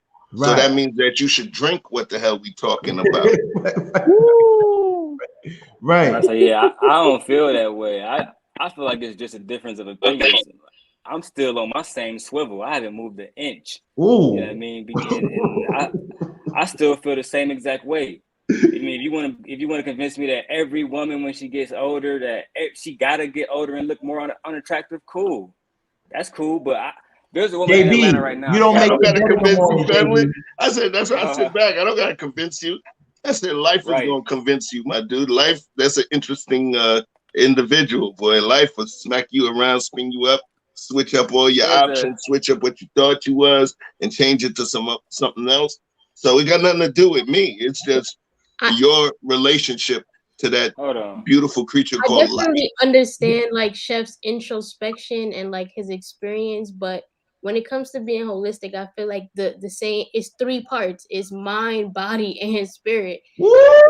Go, flower, go! And as much body positivity as we can have Drink some of that water. As much body positivity as we can have out here, at the end of the day, if you look around you in every room you go into, they just don't make chairs for people that's too big. They just don't. They don't even do the consideration of doing it on an airplane. They just simply don't. So that should tell you something. That's all I'm saying. All 3 parts need to be taken care of at all times. So I got a question for you. Hold on. Wait. I want to make sure I say something to make. Hold on. I want to make sure that was really good, Bianca. That was really good. Yeah, and I understand where you're coming from, and I get it 100%. Those 3 pieces. I just want to make sure that we're not conflating the wrong thing or conflating the wrong couple of things. I'm being specific, not a boyfriend, girlfriend relationship. I'm speaking towards a long-term relationship and marriage. And I gave specific details related to making a covenant before yourself and your creator, as well as your government municipality, to make it real. I want to understand the practicality of how you divorce somebody because they gained weight. Like, how does that paperwork look? You get what I'm saying? How would you stand up in front of in a public forum to state that you were leaving or divorcing your mate because they did not reduce their weight? Before we answer those questions, hold on, hold on, because I didn't get this point out. I want to get this point out real quick, King. I want to get this point out because, again, we keep acting like women got to get older and get out of shape. There's a woman by the name of Ernestine, 80 years old. She wants bodybuilder of the year. I'm gonna find her whole name and I'm gonna type it in the chat for y'all because y'all making excuses. There's a woman on Instagram, 65 years old, gray hair, workout every single day, and she go live every single day telling people, you don't have to be old and fat. You don't got to make excuses. These are just simply excuses. I'm sorry, but they are. You can spend the rest of your life eating healthy. Again, I'm not saying you got to look like a swimsuit model, but you can stay healthy and stay feminine and stay in shape. This is facts. Whether you choose not to, have you ever been married? Have you ever been married before? Have you ever been married before? Let me say something, Mr. Best in the World. Let me say something, Mr. Best in the World, because when people try to say married, they try to just throw a whole bunch of bullshit out there. Well, I would say I'm not gonna throw no BS. I'm gonna give you facts. Hold on. Because to me, a marriage, it's no difference between having a life partner. No matter if we 10 years, 20 years in, have you been consistent? I don't give a damn if we married or not. Nah, have it's you been complete consistent? difference. Hold on, Mr. Best in the World. With all due respect, I just want to finish my points and I'll let everybody rock. Okay, go ahead, bro. If that's not the same, because I see E Black shaking his head. So you telling me that, you know what I'm saying, it's okay to be in something just because it's not a marriage and that's a reason to be inconsistent. And once you get in a marriage, I'm supposed to feel safe after your inconsistency that because I put a ring on your finger, you're going to be more consistent. To me, I'm not even going to lie. This goes back to what King said on the Laqueef Network. What options do you really have? Because I'm not trying to sit up here and talk about nobody specifically, about nobody's situation specifically. But what options do you really have? Do you really have options? Do you have access to these bad women? Because if you don't, then maybe that's why you settling and you making excuses and you trying to find reasoning and trying to reflect that and throw that to everybody else. I'm being genuine about that, bro. Yeah, I'm thinking the same way. I'm about to smoke my ripples. It's about to get ugly. Thank you. I mean, I would love to. Thank you, Joseph. That's all I gotta say. I was about to say the same thing. I'm sorry. I just think. Wait, hold on. I'm Matt, sorry. Matt, I just think it's an excuse. Hold on. Joseph, you said you was about to say the same thing. Speak on it. Yeah, very similar, man. Like, I mean, he's saying something that's not very popular, but Wait, I hold feel on, the hold on. same way. Before you go on, Haru, why are you promoting somebody else's page on our page? Why are you so like? Why are you doing this, brother? Brother, I don't even bother you. You say you will never be on my page again. You say you would not come here, but you constantly come here. I'm convinced. Yo, Haru, I don't go that way. I don't go that way. You must like me. I don't do that. I'm not against that community, but stop. Because you keep on coming in here and starting trouble for no reason. Like, stop, brother. Leave it alone, man. Leave it alone. Stay out of the business. If someone say someone's name, you know we got issues. I got issues with that network. So don't antagonize that because you antagonize that because it could get ugly for. Don't do that. We about peace over here, man. Stop, man. Because what happens is you made them corny ass little threats you did last time. Talking about you know where I'm mad, you're gonna do this. I laugh it off because if you knew what I was at, you would have did something. You're not who you say you are. No, we not good. You don't make a threat, we good. I'm not none of these people on here. When you make a threat, it's forever. You gotta hold that. You gotta hold that. Every time, if you see me, you better act on it, perform. I want you to break dance, double dutch, perform. But don't do that on my thing. Don't ever come on my thing talking threats and now you want to be friends. I don't play this internet game, man. I'm on the internet to teach, learn, and have fun. But doing that, it's not cool. Particularly if you're a CEO. I don't want to trust you in. You're a CEO. I don't trust CEO. All right, If you don't mind, King, I'm sorry. just Joseph, go to ahead, finish Joseph. my statement, Joseph, the person that I was talking about, her name is Ernestine Shepard. She's 80 years old, walk over 10 miles a day, and she won a bodybuilding competition last year in Baltimore, Maryland. She 80 years old, and y'all half her age making excuses. That's all I Look, got to say, fam. Stop listen. making excuses. You talking about this one lady, Ernestine? I'm in San Diego. I see these women, but I be confused. I just see their body, and I'm thinking, oh, that's a 20, 30-some-year-old. They turn around. I can tell they're in their 50s, but yeah, you still feel like a physical attraction to these women. So, My guy. I mean, they're like 60, 70 years old. I mean, this not plastic surgery involved. They outside in the sun. They outside working out. I just got back from this 26-mile marathon. I'm seeing it's bizarre. I can't even do it, and I'm seeing women double my age doing it, looking fine, dude. So there is no excuse, right? It comes down to diet and exercise. So that's number one. Number two, to piggyback off what Chef was saying, as far as character, I look at both beauty and character. So beauty is what captures my attention. Character is what keeps it. So, for example, when I was working at this event at the marathon yesterday, I saw this co-worker. I saw how she was treating a homeless guy. He was this guy was, think of him like a Santa Claus dressed as It the Clown. So he's going around doing all these weird things. There's some weird shit going on in San Diego, but this is his thing. He's homeless. He's trying to raise some money for his mother and to fix up his dog. So this young lady, very beautiful young lady, walks up to him, and she's the only one that does it. She started having this conversation with him. She's supposed to be working like the rest of us, but I'm just watching her from afar. And she's just like having this conversation, She get his GoFundMe account. Then I just struck up a conversation with her. She tells me everything about his story, his situation, and how she's going to help him. She said, "Yeah, I'm just going to donate my entire day's pay to him." I'm thinking like, damn, I mean, today's pay is going to be like $100, $200 something. I'm like, she's not even in a position to be doing that. But I haven't even given that much money to a homeless man before. So I was impressed right off the bat. So it was her beauty. Now, this is a fine woman. It's not just character, but it was her beauty that drew me in. And it's her character that got me staying in touch with this young lady to this day. So that's all I got to say. I mean, I want to answer Chef's question from earlier that I think he posed to the ladies and the gentleman here. I think your question was regarding how do you justify saying that you're divorcing someone over weight gain? Is that correct? Happens every Oh, day. you on mute. You on mute. You're on mute. You on mute, Chef? I didn't hear you. I didn't catch that. You was on Oh, mute. sorry about that. Yeah, I was trying to figure out what that would look like in terms of a public forum. What, outside of irreconcilable differences. I mean, how can you justify it, or how can you speak to it in terms of divorcing somebody over weight gain? So for me, when we're talking, I assume that we're talking about marriage, especially if we're talking about children, because that's just how I see it. If there's children involved, or we're talking about something like that, we're talking about marriage already.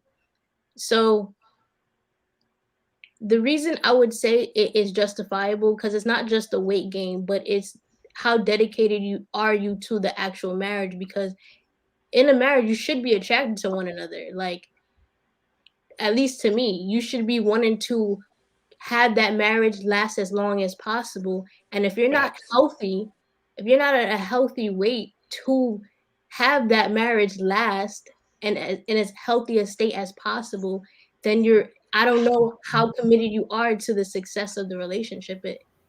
Healthy. I agree. Sorry, use the term healthy. So I want to talk about healthy. Healthy doesn't really mean weight, but no. I get you. Use the term healthy though, right? Because even though weight might have been a piece, use the term healthy. So then my question to you is this. Because healthy is there's tangible things you can do, and then there's just physiological things that take place. So where do you draw the line? What if the person ends up having high blood pressure? What if they get lupus, sarcoidosis, have some hormonal issues? My question is, in terms of the love that generated that union before God, right? My question is, so physicality and looks, that was the thing that made you join, or was it that other intangible, je ne sais quoi, that other something that I don't know, that other something spiritually that linked you into that person? Or was it just the bulge in the pants, or she had the fatty, or and she was top heavy? That's the question. I think the intangibles are what really set the foundation for that love, and I feel like the love still exists. Boom. But if we're talking about you working on your health, and we're talking about years and years of you not putting that effort in to remain healthy, that is where I have to draw the line. Like, there has to be some type of effort. Like, we all understand that things happen, like health issues happen. You say something like lupus, but a lot I gave diseases basically physiological things but that they could not just control by virtue of exercise.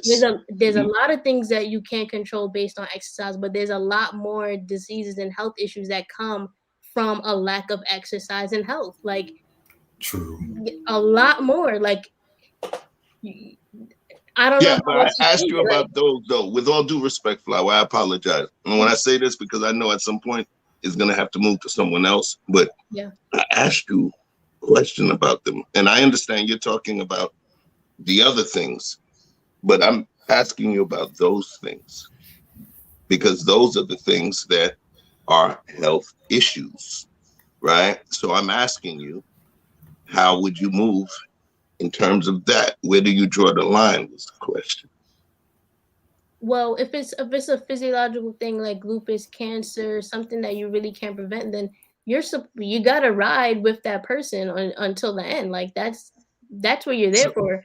Like, but if we're talking about something that you can actually fix for real, like that you have complete control over that, you don't have complete control over a brain tumor. I can't fault you for that. So so that means you would delete better or worse from your vows? What do you mean for better? Like, if I would for better? No. For better or for worse? Would you delete that from your bridal vows, your wedding vows? Would you delete that variable for better or for worse through sickness and in health? Would you delete those? No, because I don't think those were said with the intention that there would be no effort towards for better. Right. I knew she was gonna say Facts. that. Right. That's the goal. Listen. Yo, first of all, Bianca, you don't. That was pretty good. Listen, if you see me Mic debating drop. with you, we're debating. Good. Don't take it. You know, I'm a Haitian dude, and you understand. We have debates like for breakfast. So Right. Don't take it the wrong way. I don't take it personal. We getting to the meat of That's the what I'm situation. talking about, Flower. Right. You know what? My sister, when she got married, her vow was better or for better. She told the pastor to go for better or for better. So you can't change the rest. He asked a legitimate question. But Wow, that's deep. Yeah, it was her vows were for better or for better. That's Can I add deep. something real quick? That was real deep. fast. That was deep, King. I've seen, so let's say these guys, they say it was about love. You shouldn't leave your wife if she gets overweight. I mean, you can still love the woman that you're with, but that doesn't necessarily mean that correlates to a sexual attraction. You can lose physical attraction to a woman when she starts to make herself physically unappealing. So that man can decide to stay in a marriage. Cool. I've gone to strip clubs. I've gone to plenty. Those same men who love their wife, air quotes, will be at the strip clubs looking at physically fit, attractive women. So they're getting their physical desires met, but they might go home and get their lovey-dovey desires met. What they want in their wife is both. But if they can't get both at home with their wife, they will try to avoid divorcing their wife. And they would say, well, okay, if I don't want to break her heart, I don't want to divorce her. I feel bad for having these desires, but should I feel bad for wanting to have sex with my wife, but I don't want to because she's not physically attractive? Screw it. I'll stay married to her. I'll go to the strip club. These are the kind of men that I met. I won't even talk about what happens at the church. The guy talking about having these fantasies, he's expressing himself. I'm like, dude, his wife is like 300 some pounds. I'm like, she's beautiful. She got a beautiful heart, beautiful mind, beautiful spirit, all that great.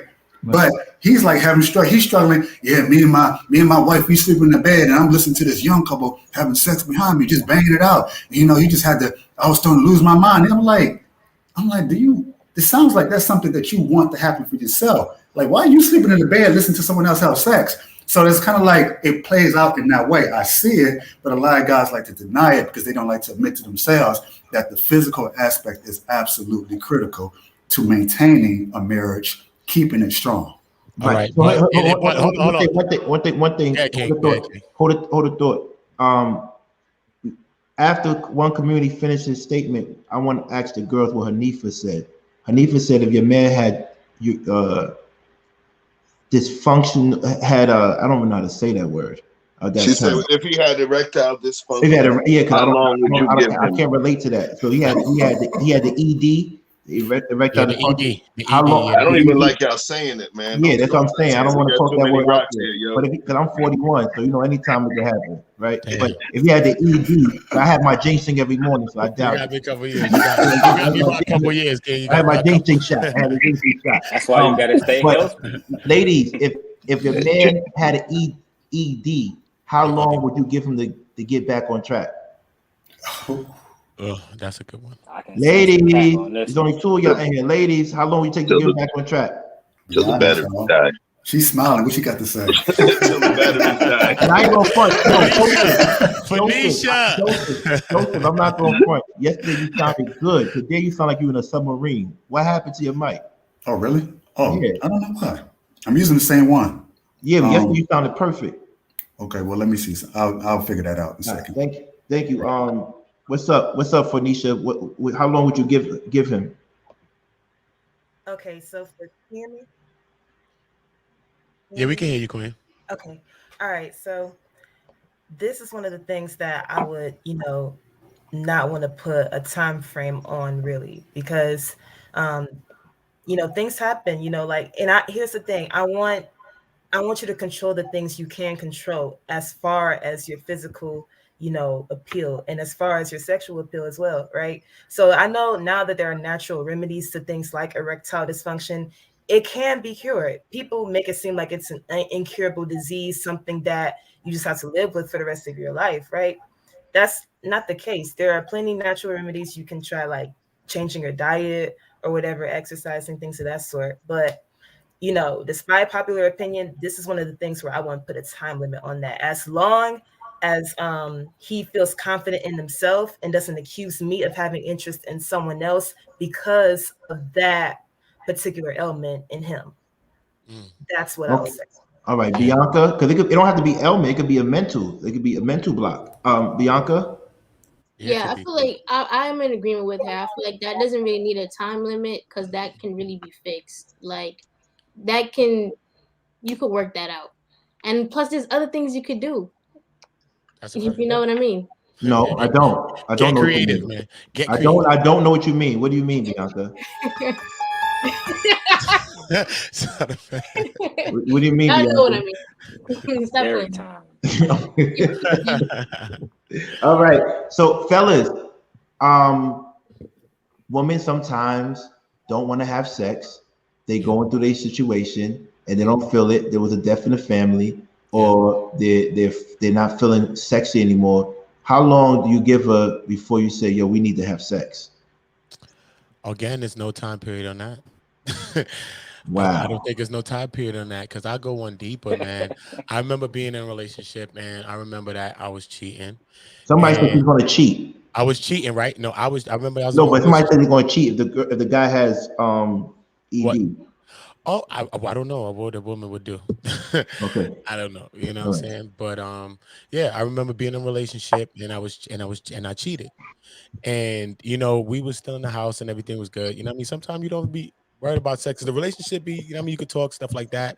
But and then you don't have sex. And then sometimes you find yourself like, damn, yo, you want to have sex, but then like sometimes the women will close the door. You be in the house, but we be outside the door of the love. Kinda, you know what I'm saying? Where put the line in the bed. Hold on, wait a minute. You get the line in the sheets, you know what I'm saying? That type of an energy, you know what I'm saying? And being that you probably did something, or you probably want to make it better, or we probably thought we got over this. It's been months since the thing happened, or whatever the case may be. But there's no time period on that. I remember, feeling frustrated, and I spoke to her, you know what I mean, and she talked to me about that. And I didn't even think about that because it was months. You know what I mean? It was months past that, and we was past, but she wasn't past that. She really wasn't. And she was like, nah, I just don't be feeling comfortable, because I think women connect on an emotional level to sex too, as well. You know what I mean? Not even if it's quick, even if we think it's quick, I think they connect emotionally and they go from there. So how long would you give Will E. Black, Chef, Darrel? I'm gonna go last. Yeah, okay. I'm gonna go last. I think Joseph. I'll say 2 months. 2 months is probably my Because you're a Christian man, right? So you said, I know in Christianity they go a woman's if when you get married to do marriage counseling, and if the man wants sex, she has to give him sex if you're married, right? Is that right? Well, the saying is, women do not stay far from their husband because it creates a bond. Okay, And so she has to give you sex then when you want it. Well, no, it's not a have to, but it's a concept that we're gonna be having sex in our marriage, because basically in the Bible it says, we're creating a bond of such. So,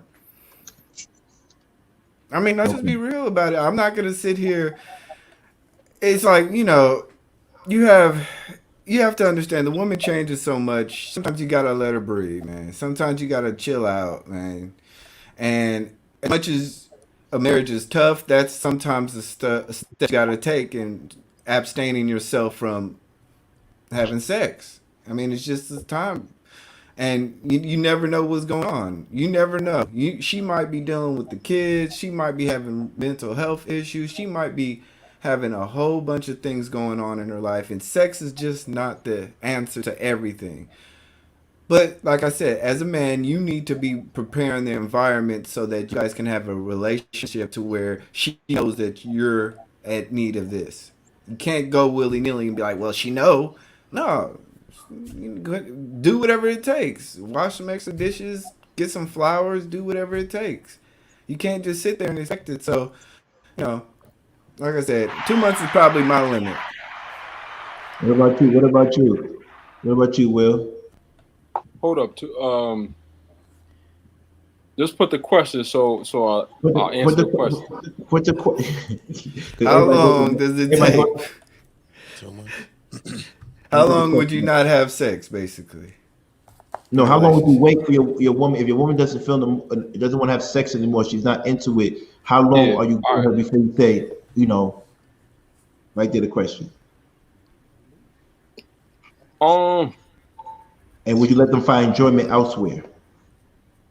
See, like the type of women that I deal with, they gonna they're not gonna put off that long, you know. So, I'm not gonna need a time limit. Hold Like, up. Give it up to the women you deal with, man. Let's give it up to the women you deal with, brother. I mean, I'm married. I'm married. You know what I'm I saying? know. But Ow. Salute to, hold up. Give it up to that. yeah. But Give it up to your woman you deal with. Let me put the birds on. Ow. Ow. but you know, I watched the show. I watched the show yesterday, and you know, it was real interesting for me because you had that one question where you were like, "Yo, um, what's more important, like the connection mentally or the penetration?" That was what you said, right? Right. Mm-hmm. So like to me, like if I don't if I don't have that level of connection mentally with somebody, like we never gonna have sex. You know what I'm saying? And I don't care what she look like. Because if we not connected on that same level mentally, then like I'm wasting my time. You know what I'm saying? And I'm not gonna waste my time and just participate in an act knowing that mentally we don't connect and this is never gonna be a thing. So, you know, so I said that to say that, okay, say my partner or my wife is not feeling sex. So Woo. whatever she's going through, whatever she's going through. You read that? Did everybody read that? What do you feel about that?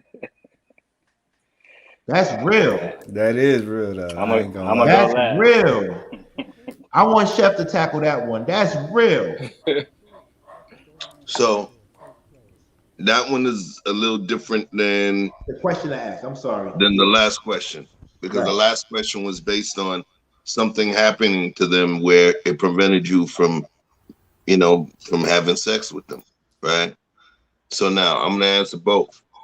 The previous question, I'm gonna speak to my own knowledge. The person that I was with for a long period of time, we were supposed to go pick up her dad from some outpatient surgery, right? He was just getting some knee surgery, and something involving the anesthesia, there was a reaction, and he passed away. He passed away. At this point, she was debilitated. She was not the mother of my child at the time. She was debilitated. She was a Columbia master's student. She didn't even go to her graduation. Her mom asked me to pretty much beg me to go to her graduation. The two schools, by the way, Yeshiva and Columbia. I only deal with certain women when I say that. Well, sorry, but anyway, she did not go to her graduation. And she's from a West African family from Liberia. She Right. ain't go to her graduations. Okay. She couldn't do anything. There was times where I had to drive her around.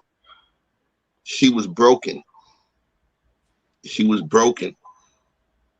The last words, not the last words, but the last long conversation her dad and I had was maybe a week and a half. And he told me, "Hey, please take care of my daughter and your crazy brother-in-law," which is her brother, his son, that he had issues with. And he asked me to be a voice of reason for them. You fast forward, he no longer is on this planet, and me understanding that I looked this man in the eye, and I know and loved his kid so much, and understood how close she was. This was the dream relationship where the parents were divorced, and she chose to be with dad. And that's the person that I was with. So this situation emotionally debilitated her. Was I gonna be like, yo, I gotta get mine? Nah, man, I couldn't. Maybe that's me. Call me simpish. Hey, I had to figure something out. Hey, to try out some new lotions, aloe vera, keratin, whatever the case may be. I'm laughing about it now. But yo, man, listen, man, we so gangster on this thing here. We so gangster on this internet thing here. And one of the things that I believe that we're not doing is speaking to the true innocence, naivete, and as well as nurturing nature of our souls, man. We always trying to be so gangster. And what's so crazy is my life is not to be put out there, you know, for consumption. What's so funny is that in everything that I lived, it's like I'm the one being the most peace and understanding in this piece. And civilians are like, yo, man, you simping. I don't even think folks, there's a certain point in your life where you're going to realize certain things. You're going to realize certain things. And you're going to realize what's important and what really resonates with you. You get what I'm saying? And I can't subscribe to certain things. Sorry. JP, I agree with you. You're right. Sex is a duty. When you decide that you're going to marry that person, sex becomes something that you understand that you're going in there. That's one of the rules of engagement. That's one of the things you have to deal with 100%. But the question is not what is that person's duty. The question is to us that are with that person, how much leeway would we give given the situation, you know? Yo, Chef.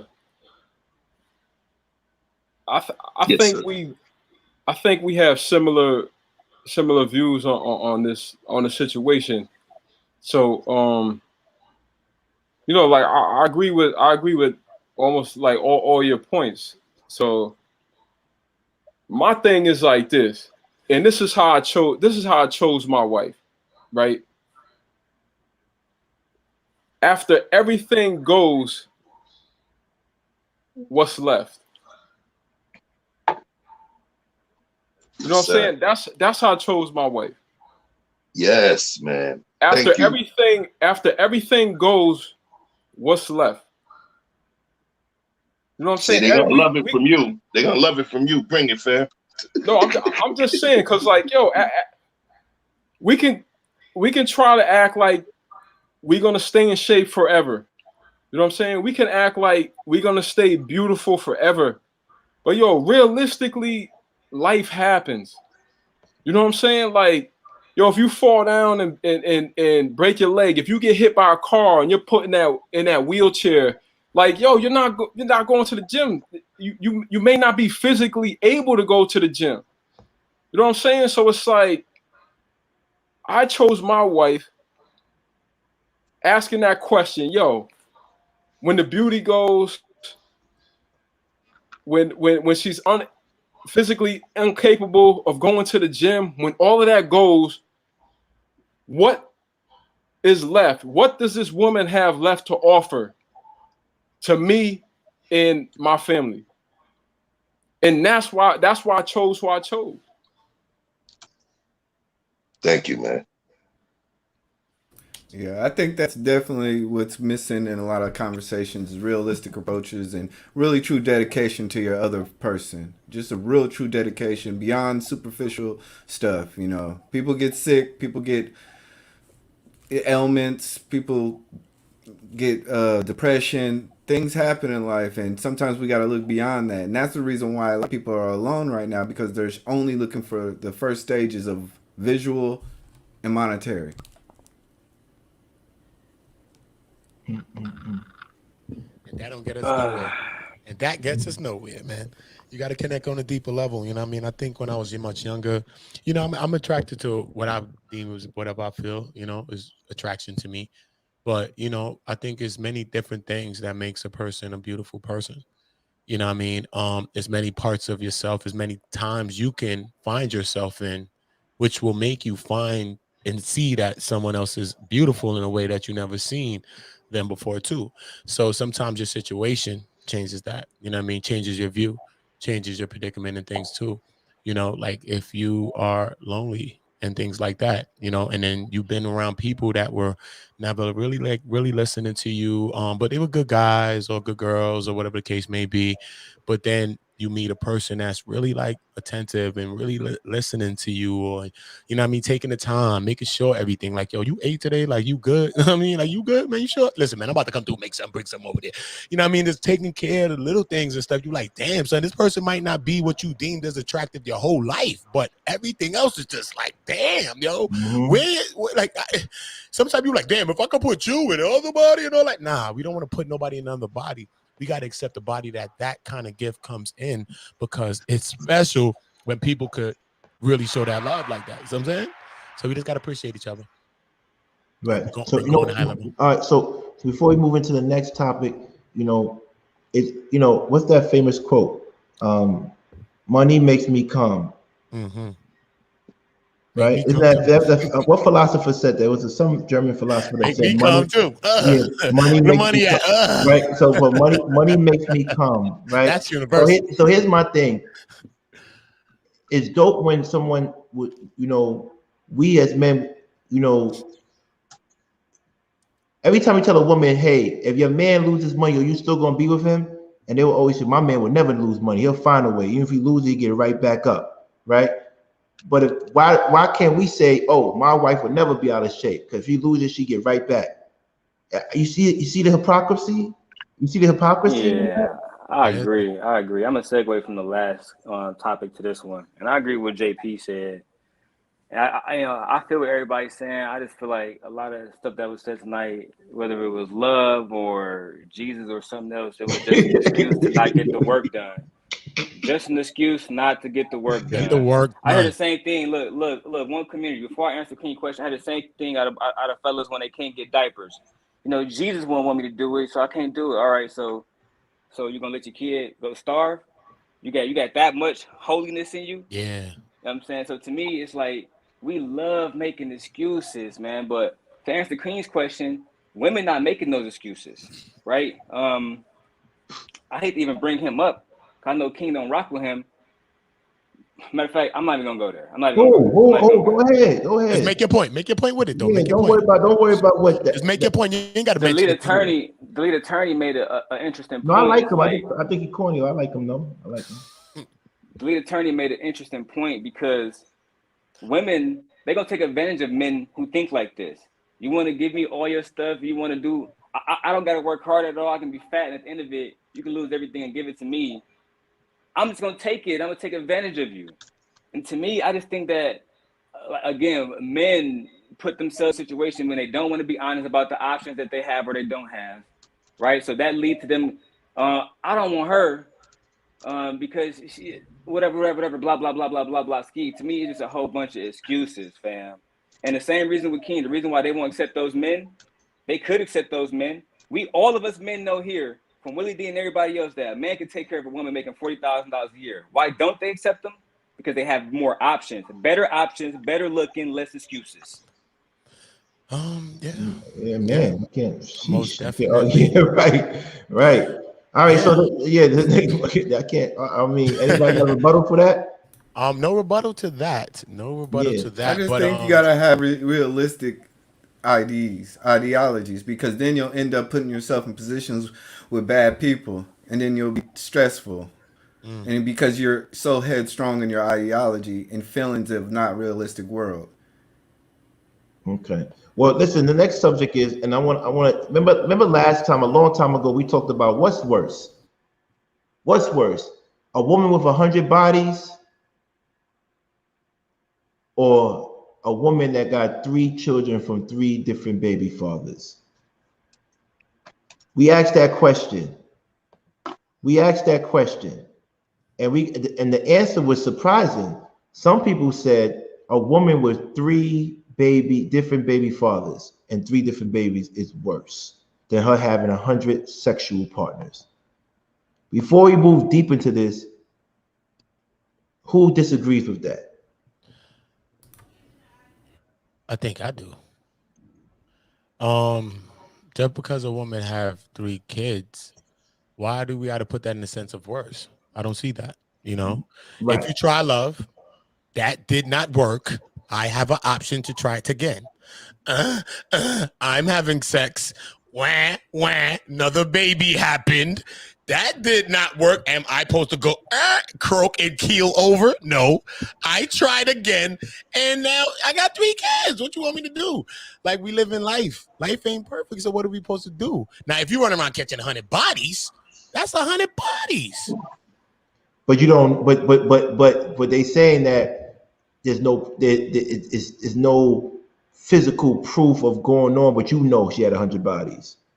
Yeah, I would say the 100 bodies because, you know what I mean? If a woman trying to find love or a person trying to find love, you got kids. Men got kids. Yo, you got a kid over here. You got a kid over here. What? My partner got 13 kids. You know what I'm saying? So people have kids.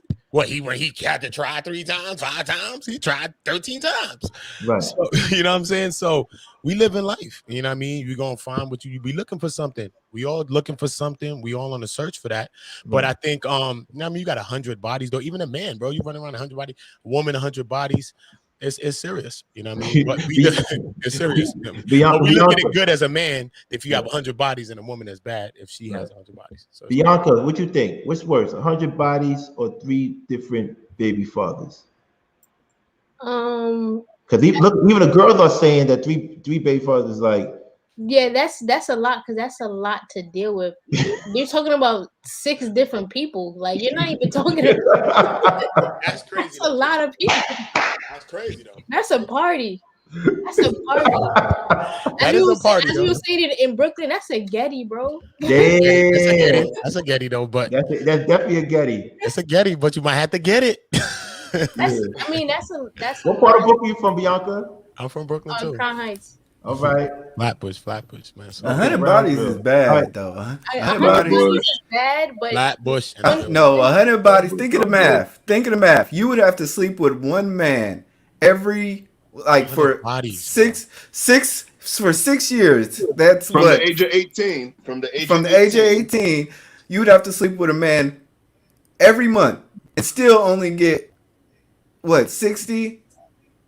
Yeah, and then nobody's doing that in 6 years. Like we're talking about like a most of a lifetime, like adult. Okay, in 10 years. Okay, do the math. In 10 years, you're still sleeping with another man every month to get to 120. So that's for 10 years you slept with one guy. Then the next month you slept with another guy, and you keep rotating for 10 years. Okay, let's do 20 years. That's still. Every 2 months, you're sleeping with a new guy.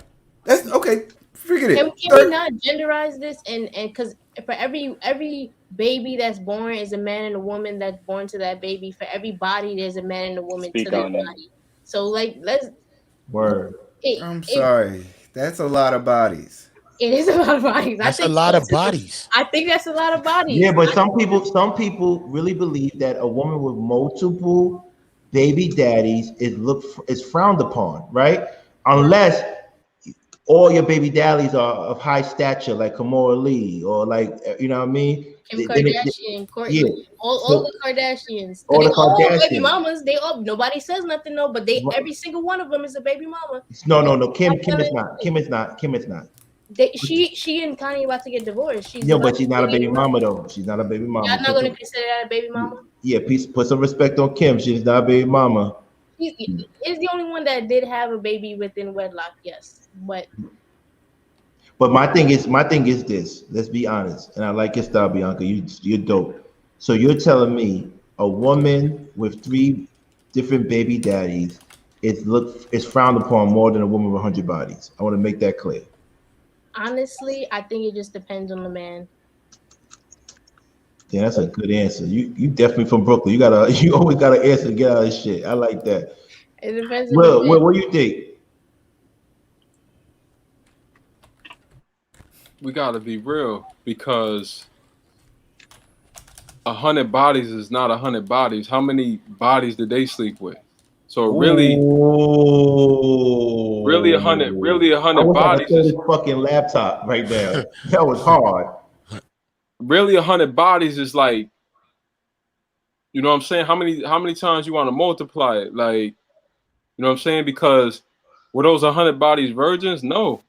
You know what I'm saying? But so if I had to choose between somebody that had 100 bodies versus we'll just say it was 100 virgins, all right, and then the lady had 3 gentlemen that were virgins. She had a baby by.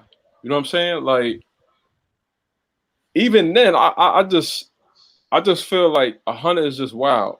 100 is wild. So I'm gonna go, even though I don't agree with the lady's situation.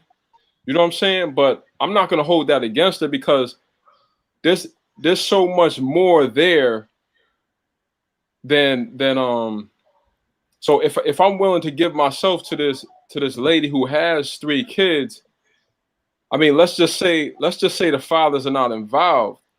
You know what I'm saying? So like there's so much more opportunity there for me to help, like not only this young lady but like to help raise the kids, 3 black men or whatever. Yeah. So it's like I feel like that situation, because 100 bodies, it's like I have to question how that lady feels about herself. You know what I'm saying? It's like, if you just open it up for every dude you meet, like there's not too much.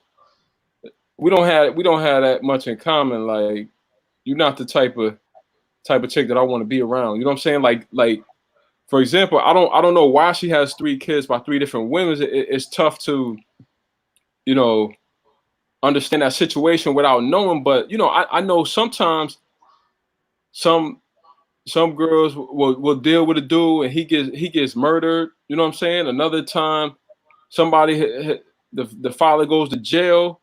You know what I'm saying? And then sometimes it just doesn't work out. But it's like, at least I mean, hopefully, when she made that decision to have those kids, they were made in a loving act and with intentions of being with that man forever. It just didn't work out. But if you just having 100 bodies, you don't really care. That's just my take on it. What do you think about it, Joseph? Yeah, I feel what he said too. Salute to you, brother Willie. I appreciate you, bro. Darrel? For me, it's kind of tricky, man. It's really tricky because, like how Bianca said, if we take gender out of it, right? That's like me asking a woman, would you rather deal with a man with 3 baby mamas or 100 bodies? For me, it's really so I don't know, bro. It's about context.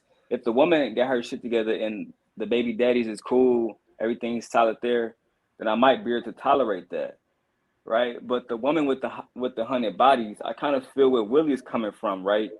A lot of spirits might be coming in, right? But at the same time, Willie, because I'm a realist, bro, and I have like y'all brothers up there, y'all married. I'm dealing with a lot of I'm dealing with a lot of different women or whatever, right? So when you deal with a certain type of woman, beautiful, she has options. Let's say Lori Harvey, for example. These type of women, they don't have sex, fam. Now it might not be 100. That's an exaggerated amount for us to have an exaggerated conversation. Right. But at the end of the day, these numbers gonna be high unless your wife never had the options, or some would say, well, she can act, she was disciplined, whatever. Maybe she religious, whatever, right? But I can Them get past celebs the have 100 sex a bodies. lot. Them celebs have sex a lot. Trust me. Yeah, that's what I'm saying. I can get past the whole like your body count situation because I had sex a lot too. I enjoy sex with beautiful women, and I don't intend to stop no time soon. Right. So I think for me personally, it'd be a hypocrite. I'd be hypocritical if a woman say, I had sex a lot. I was doing me. You grown as hell. I'm grown as hell. I'm not about to come at you. But if you got 3 kids, I need to make sure your situation is solid because I'm walking to a family unit. Let's say if I'm dating somebody and her baby daddy is one community, I'm personally gonna come and sit down at one community, bro, because I might be around your kids. Your kids might be influenced by me, by the way I talk, by the way I move, the things I do. If she just got 100 bodies, I mean, for me, I'm gonna take my chances on the spirits and stuff before I go fuck with another man's family, right? We saw how that played out with Big Meech and his baby mama and that baby mama that he dealing with, right? Yeah.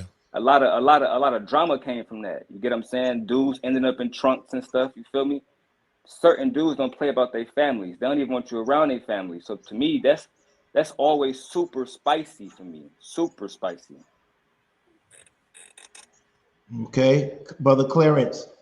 What's up, brothers? How y'all doing, man? My bad. I didn't see you down there. What happens is my screen is minimized, so sometimes you got let me know. I apologize for that. To you and man. All good. All good. All good. My answer to that is that's a Sophie's choice, man. It's not a good choice to have, you know. You know what I mean? 100 bodies or 3 children from three different dudes. But I'll give you the math on the 100 bodies. The math on the 100 bodies is if a woman has 100 bodies, let's say she took half of the essence of those men. So that's 50 men's essence she took into her body. Some of it went out as waste. Some of it got into the cells of her body. That essence has male DNA in it, and the male DNA will disrupt transmissions through the female body. That's why you see a lot of women, they a lot of times they can't make decisions, or they have body aches and pains and stuff because they have male DNA still stored in their body. And the body is just a chemical center. It'll say, oh, we got male DNA here, then we must need testosterone, and it'll release testosterone. Different things, different signals in the body will get mixed up. A woman with 100 bodies is probably, and then on top of that, when you have sex with a woman, your souls connect. So her soul is connected with 100 guys. Even if it was for 3 minutes or 3 hours, their souls have connected. Where are you going to land in her brain after the 100th? You're going to be 101? And how is she going to know when you give her instructions, whose instructions to follow? Your instructions or the last 10 guys that was with her in instructions? That's the math on that. Okay, now let's go to the 3 women with the 3 children. The women with the 3 children. Okay, like Darrel said, I agree with him on this. That sounds like it's going to be messy already from the jump. But if you have a woman with 3 children by 3 different dudes, that's telling you something about her mental state. If she's obviously not in a state where she's making good decisions, and maybe she's good intentioned. Maybe she has good intentions, but she's not able to ferret out the difference between a guy that wants to be with her in the long term and a guy that just wants to play games with her. Right. Like Darrel said, it depends on, and so the choice in which you want which woman or what you're going to move on is what your goals is. Darrel said his goal is to have sex. So which one, it doesn't matter which one he picks, right? But if a dude that's like myself that wants to be married and wants to have a family, and I can't put either one of them on the, right. Both of them are disqualified. Right. In my opinion. Yo, one could be, we need to connect with Brother Clarence. He's the one that actually squashes a lot of beef online. Like you squash beef with Bloods and Crips in the K in the town. He does that online with a lot of influencers. So you need to connect with that. Yes, brother. Who was speaking? That was me. Go ahead, brother. Sorry. How about this? How about we just say a prostitute and somebody with 3 bodies? That's judgmental. You know, that's the same thing to me. That's extreme. Yeah, that's judgmental. That's like, come on. That's extremely extreme. And plus, we assuming that the woman who got 3 kids had sex with just her 3 baby daddies. It's extremely subjective. Adding that context to make it ridiculous and make it deeper. Okay, I'm actually bringing it realistic. So you would sit there and say, you know what? I would marry that prostitute who didn't have a child, but I wouldn't deal with this woman with 3 children. But didn't Jesus do that? Well, I don't know. Wait. Somebody need to explain. Mary wasn't had sex with somebody. Hold on. Yeah. Wait, no. I'm not saying that. I'm not I know saying that was gonna come because you smart guy. I'm not saying Jesus had sex with her, but Oh, there's stories about it. There's different variations about that. okay. But my thing is, and no disrespect to the Christians, didn't he associate with prostitutes? But the way E Black said it made them look like they're less than people. That's why I said that. Well, I'm trying to say is that the Some of 100 my best people. friends are escorts. Yeah, but some people are kind of getting hooked up with the 100 bodies, and they're kind of saying, "Well, that's extreme. Nobody or whatever." But the idea is that a sexually free woman, for whatever reason, compare that to somebody with 3 children. What would you choose? And I'm trying to bring it down to reality. So I want to So, say something real quick. Yeah, guess so. And this is just, this is in all due respect to the OG brother Clarence, right?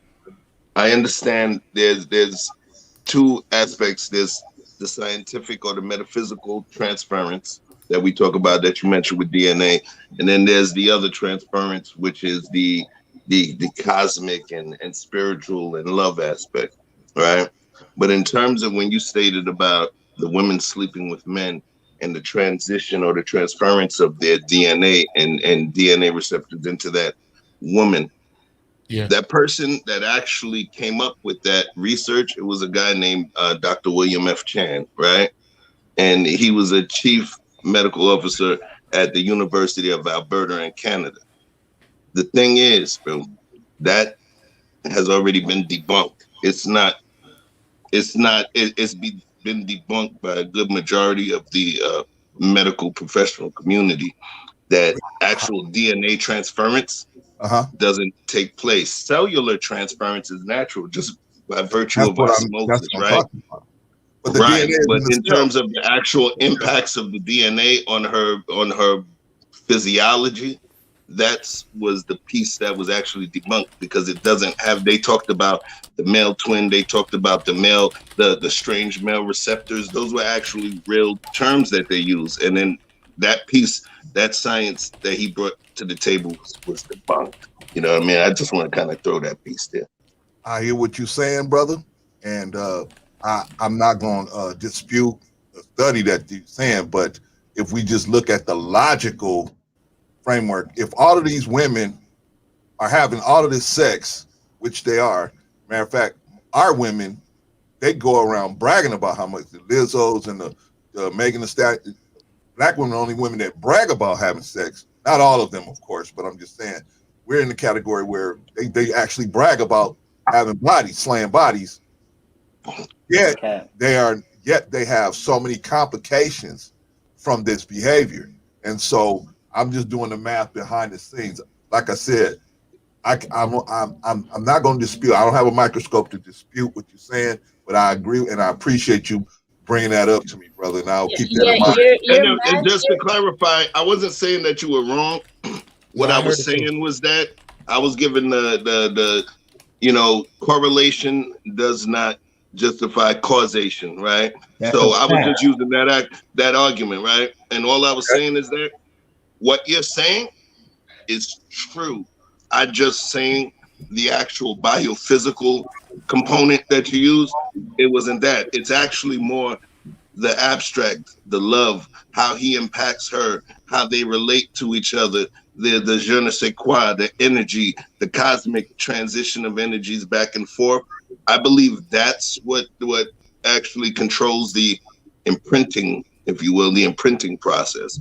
Right. I don't believe that the DNA is the actual contributor or impetus. Well, when I say DNA, let me clarify. When I say DNA, I mean that the essence of the man that has been expelled into the woman, that leftovers can cause problems. That's what I'm saying. At the cellular level, however, I'm not saying that DNA is going to get into the bone marrow and then try to replicate itself there, but it's definitely going to. You understand that just like if you take steroids, firing DNA in your body is going to have an effect on you sooner or later. So that's all. So you're saying that all these sexual encounters are unprotected, and that you're just going wild in all these different women that you have no real connection with on a deeper level. Is that That's what I'm saying. I'm saying that's why I took 50. That's why I took only 50 of the guys. I didn't take a whole 100%. I said only 50 of the guys. Maybe the other 50 they pulled out. The other 50 maybe they put a raincoat on or whatever. Right? I'm just saying. I'm just taking 50. And I hear you, but I just want to say that I hear a lot of guys talking. To be honest, like, y'all really do believe that y'all leave this huge, great imprint on a woman, and sometimes a woman just wants to have sex. Like, and that's what I'm. Okay, that's what I'm. Speak on it, Flowers. Speak on it. I was gonna say that as well. Bianca, I want to say first. I want to say one thing. Shout out to Brother Clarence, because when he comes to the room, we always show him deference. Period. That's the respect he gets from us. I see him squash a lot of beef. I see him do a lot of things online. So I want to say that. But Bianca, you have a good point, because I'm a firm believer that women are sexually liberated and they do what they want, and men don't. Women know what they want, and they do what they want, but they make it seem like we have to control. So at times, not all the time, but at times. So where do you stand about that? So you saying that women can sleep with 100 men and they don't feel nothing? I would say that women that do choose. And then Gemini thoughts, please jump in afterwards and give us your answer. Sorry, Gemini, we didn't forget about you. I feel like there's two sides of sexual liberation, right? So on one hand, a woman can feel like she can sleep with a bunch of men and not have any feelings, and that could be very true. But then there's sexual liberation in the sense that she feels like she can have sex and not be judged for it, period. It could be with 5 guys and for her whole life and not be judged for it. Nor does she feel like she has to have sex for a reason, like being taken care of, or sex comes with a caveat. Sex comes with only with a relationship. That's what liberation is that sex doesn't have to be connected to a specific relationship with a specific person. That's what the liberation is. And now, and I agree with that. There are some women that want to have sex with different guys that they meet because they just want to. They're just attracted to that guy. They're like, I'll do it for right now. I'm bored. And then they build up a lot of bodies. 100 is a lot of bodies. That's a lot of bodies. I'm not gonna lie to you. No, that's not. It's Bianca. It's not, because I went to Boston College as a D1 school, and they known for football. The home of Doug Flutie. Mm-hmm. Let me tell you something. I know girls that came in freshman year and slept with the whole football team. That's a lot of bodies. Right. Okay, so you already got 12, 25 freshman year. What you think? I think that's a lot of high school. We don't know what they did high school, so add another 10. That's 35. Oh shit! I moved to a new city for a job. Oh, that's no matter 20. what you say to me, I'm gonna tell you that's a lot of bodies. It happens though. I'm not saying it's wrong or right. I'm just saying that is a large number. You did say it was wrong or right, because once you say it's a lot, it's wrong. Nah, that's not how it works. Nah, it's just a lot. I don't mean it's wrong. It's just a lot. What does a lot mean? A lot of what? A lot defines excess. Like that. When we use the term a lot, if you want to go, we use my phrase. Maybe I'm getting too literal here, but when we use the term a lot is a higher degree than the norm. Right. And so when we use the term a lot, it's almost a softer term for excess, which is more than what's considered normal. I see what you mean. I understand what you're saying. No, that's not me. No, I don't mean that. That's he's just helping me out. Merriam-Webster. He's helping me out. It's just hard for me. It's just hard for me to fathom 100. That's just a lot to me. I just can't fathom 100. That's a lot. Hey, you see what I mean? A lot. That's a nice word. That's nasty work. It's nasty work. It's nasty work. I didn't say all that, but I understand where men are coming from when they feel like, hey, that's a lot, because for women it's very easy to get sex. For men, you guys have to kind of put some type of work in. Yes, it's easy, bro. Yes. Have you been outside? Nah, I don't go outside. I'm inside every day. I don't go outside. I don't know how the streets look. I'm sorry. Look, listen. I'm fuck with you. I've been outside. It's not. I don't know. Like I said, what type of people dealing with? Right, and that's what I'm saying is I can understand where men are coming from when they see this high body count, because they have to put in some form of work in order to sleep with a woman, right? Whether it's 2 weeks worth of texting or whatever effort you have to do to sleep with a woman. So when you meet a woman that slept with 100 guys, you're like, damn, I don't think all those 100 guys put in that effort, or what level of effort did they put in to sleep with you? Are you really just out here just giving it out for free? Like, that's pretty much how I feel like guys view it. All right, Gemini thoughts.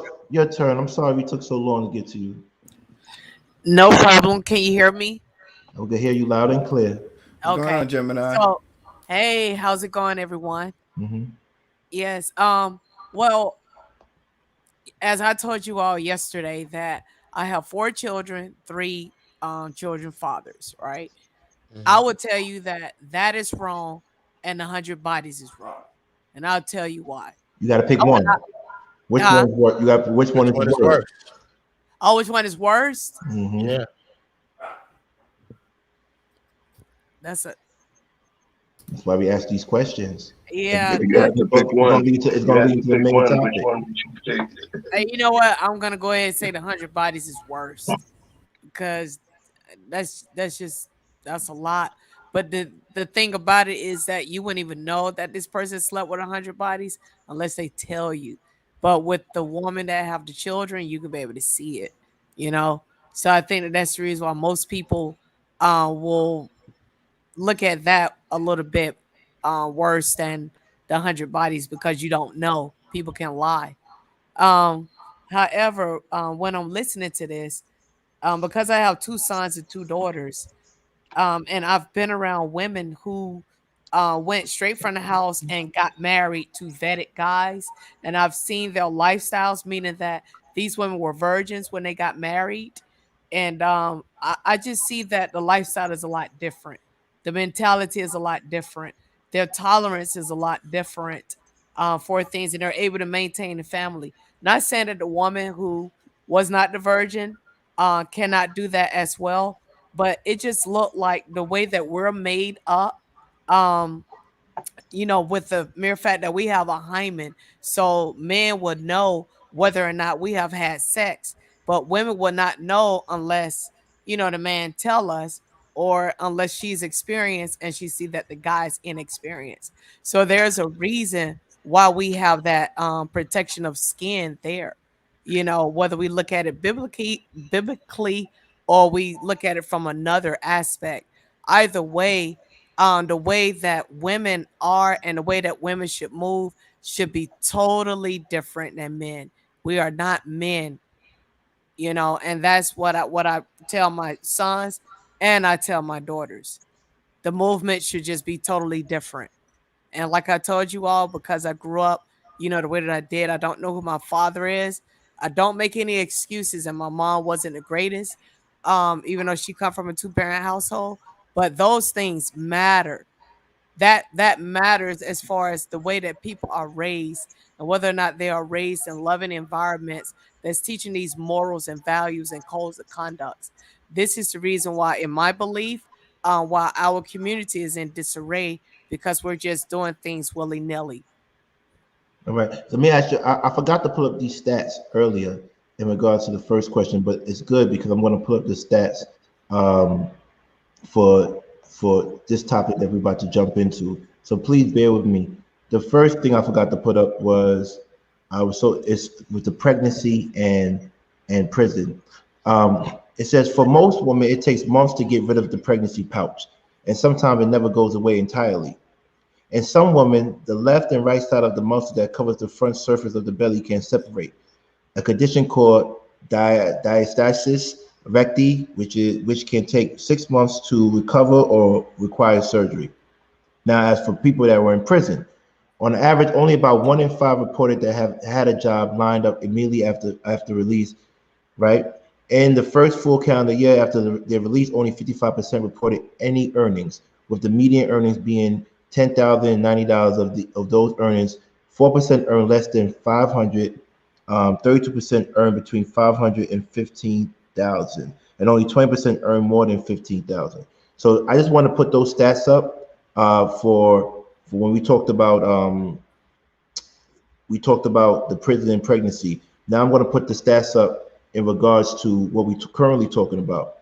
And I think there's a big issue in our community with people having multiple partners or multiple partners or multiple partners with children.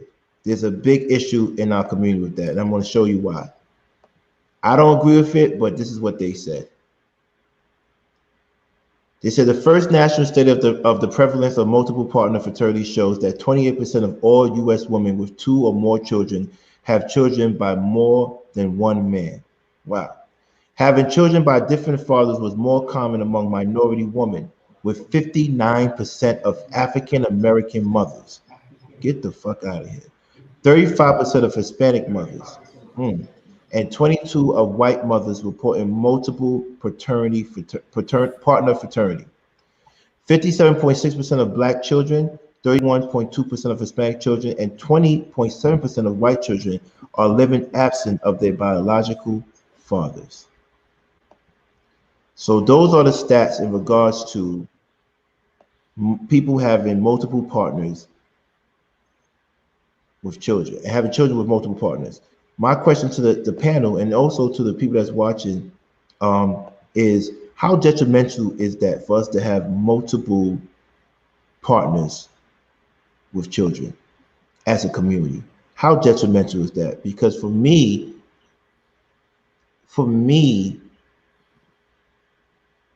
it doesn't show cohesiveness.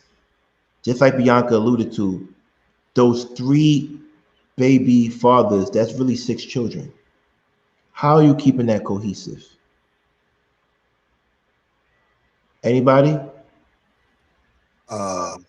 It creates confusion, brother. It just creates a lot of confusion. One father, is this my father, or is he gonna buy me something too? Is he visiting me as well? I mean, it just creates confusion. And not to say that the sisters that get involved with that are bad people.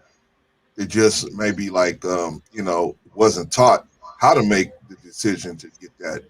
I feel for Sister Gemini, man, because that's a tough place to be, man. You know what I mean? But it's the reality of a lot of our sisterhood because they're not getting taught how to actually live as a dignified woman, man. That's why, even though I didn't always agree with Obama, man, but one thing I had to say is he did more for us out of the White House than in the White House because he showed us what a family should look like. He showed us what a black family should look like. He showed us what a decent black man should look like. He showed us what your children being obedient should look like. He showed us what a good marriage should look like. He showed us a lot of different things. Maybe on the political side, he wasn't all, what he was cracked up to be on it, as far as for black people. But he did more for us outside of the office. If you look around, all of the crime in our community, most of it is caused by young men that are being raised in this type of situation because they don't have a man there to guide them into the direction. And most of us that didn't have men in our lives, we've been through things because we just got caught up. And even those of us that did have men, it's hard for you, even if you got a man in your life. What if you don't have no men in your life to try to guide you? I think it's a tough situation for the children, and it's a tough situation for the sister. And it depends on the man. It might be a tough situation. If you know you're with a woman that has 2 other children by 2 other men, how do you schedule time to get over there to get to your child? And what is it? How is that going to be set up? And it's a lot of confusion. That's why I say, if you in it, you in it. But we need to teach our young ladies to try to not be in that situation if they can avoid it. That's my take on it. Chef, I know you got something. I kind of agree with Brother Clarence for the most part. Turn the likes up, turn the me, subscribers up, please. Likes up and subscribers up, please. We need 650 tonight. Thank you. for me, it's all about context, man. Because I agree with Brother Clarence, but like I don't know. I can't agree with the talking point wholeheartedly because there's a lot of women with kids that are assets to men. Just like there's a lot of men who have multiple children who become assets to women. I don't know. I don't believe in the those talking points on YouTube of You know, women who got kids, they less than. Men who got kids, they less than. Oh, brother, don't make that mistake. I'm not saying that, brother Darrel. Please, I'm not saying that. Right. Okay, The situation difficult. That's what you're saying. The situation gonna be difficult. So this is the way I look at it to sum everything up. Life is hard either way you look at it, right? You can be with somebody and not have kids and do all this different stuff. Your life's still gonna be hard, right? That's even in the Bible, right? I think it goes something like the God said you're gonna have a certain amount of trials and tribulations to build your character. So either way it go, you're gonna have, some tough ways. And any Bible folks want to get at me too, holla at me. I read it back and forth. We can go back and forth on that any day of the week on some scholastic shit. But at the end of the day, going back to the conversation, right? Going back to the conversation, Right. I'm sorry, King. I had to throw I that know. out there, right? Because people be thinking that you don't know because yeah. At the end of the day, it's all about context, bro. I would date a woman who has multiple kids by multiple men if, like I said, she got her shit together. There's a lot of people who don't get their shit together, and then we want to throw a label on everybody. If you get your shit together, I think that situation gonna be easier, brother Clarence, because you're not gonna have to deal with the drama, the pettiness, right? A woman can come into my life right now, and I told y'all this before. I'm a man who has 4 children by 3 women. I can have a girl up here right now drinking Patron tequila and have no problems. Why? Because my situation is good. Every man can't be like that. Why? Because they can't strap their nuts on, be honest with the women about how they feel, what they want, what they expect, what they need. And the women, when you honest like that with them, they're gonna tell you the same exact thing. All right, cool. A, B, C, and D, but I can work with you because you solid. So for me, I can accept both situations if it's solid. If it's not solid, I don't want nothing to do with it. But I think it has something to do with the goals you got, brother. If your goal is to just sip Patron and get busy one night, then yeah, you can have the 100 body lady in there. But if you're trying to build something, it might be a little more difficult with a woman that has all those children and all that stuff going on. It might be. I'm not saying it can't be done. Oh, no doubt. And It's definitely gonna be difficult. let me say this: shout out to all the stepfathers. Shout out to the stepfathers. Right. Different kind of cut dude. That's a different kind of cut dude. I did a video on this before. Nowhere in the animal kingdom is any other animal except another another man's seed, except us in the human family. Everybody else, the lion takes over a pride. First thing he does is kill them. Cubs, right? They will kill the cubs. Right? They kill the cubs, or they run the woman with the cubs out of there, right? They're not going to allow that to happen, right? We're the only ones that will do something like that, and very few of us will. So we gotta not alienate our brothers that decide, hey, I'm going to step that way and do that. So that's the first thing. But what I'm saying is we got to be honest with them and let them know, hey, that is going to be a challenge for you. So don't go in there playing. If you're going to go that way, don't play. Be serious about what you're doing because this woman has children. If you're just trying to hit it and run out of there, maybe not her. Maybe go find a 100 body lady and hit the 100 body lady, right? But not this lady with these children, because those children, man, a lot of them are looking for a male figure, and they'll attach on to anybody. The mailman and anybody. They just want to see a man somewhere just to say hi. You know what I mean? So preach, OG, preach. Yeah, you know what I'm saying. So let's never, step on the stepdads. Let's thank them because they're doing a hell of a job. Because everybody is just not cut that way. Most of us are not cut that way to step in there. So I'm saying, yeah, if you want to have sex, I know what it's like. But let's try not to play with these sisters out here that's actually looking for romance. They see where they have stepped out of order, and now they're actually looking for something serious, and then cats just step to them and just play with them, and they play with their children. And their children got to see them crying at night because they're alone. Let's not do. That's all I'm saying. Well, let's okay. don't play. You know what? Can I ask a question right quick? Absolutely, you can. Okay, so yeah, stepfathers sound pretty good or whatever, right? But when that child get older, the child doesn't see himself or herself in that person. So a lot of times, that's a responsibility that this human being, which is, everybody looking at this person as a good person, but it's really a thankless situation. But Yes. how about this? How about we just make the parents accountable for these kids? Like, like create this code of conduct where we make the mothers be mothers and make the actual fathers be fathers. They don't have to be together. But what do y'all think about that? Just making the actual biological parents more accountable. And what should we do? What system should we create to make sure that these people are accountable for their children? I think that's what Darrell was saying, that can't happen unless the man can maintain a certain environment, and that costs money. And that's what I think that the issue is with the broken families, that people are having multiple children, men and women, and no one's taking financial responsibility. I don't mind. I know a lot of my friends that have 7, 6, 7, 8, 10 children, but they're all taken care of better than people that don't have kids. You feel me? They all taken care of. But I'm just saying, for the most part, usually when someone has more than 2 children, it gets financially difficult.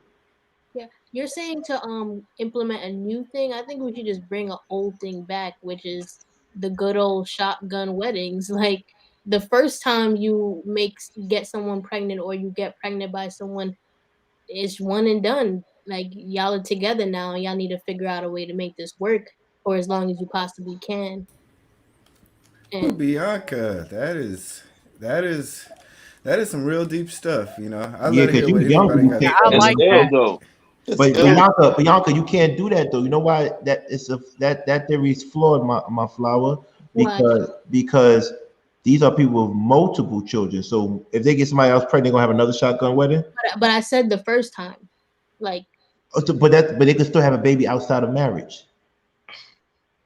are we really about to be doing that though? Like, People do that, Bianca. I know people do that, but like we should be creating a tradition in our community. I agree. That's not a thing. I We need agree. to have some type of standard and some type of practice where we're not doing this. We're doing this because we have no actual guidance as a whole. So you're saying so you're saying that you don't agree that some people marry young and some people marry at certain times and they don't really want to be with that person. You say that person should stay with that person no matter what, even if they're not happy because they had a child with them. That's what you're I saying. said for as long as they possibly can, at least start the relationship. Because if you could go that far as to actually be impregnated or to impregnate someone, you need to take that extra step for the sake of the child. That's Okay, I respect it. I respect Okay. it. So I gotta jump in. I've been keeping myself quiet for a minute. So Bianca, I like to think in the totality of the whole discussion, right? So I Mhm. want to kind of go back to what you were stating before when we were having the conversation about a person, being overweight and not losing weight after a certain amount of time, right? You Mhm. just stated, when I stated children, I stated marriage, but in this dynamic, you utilized those same two things that I utilized as a foil within my previous statement. So my question is, so what is it?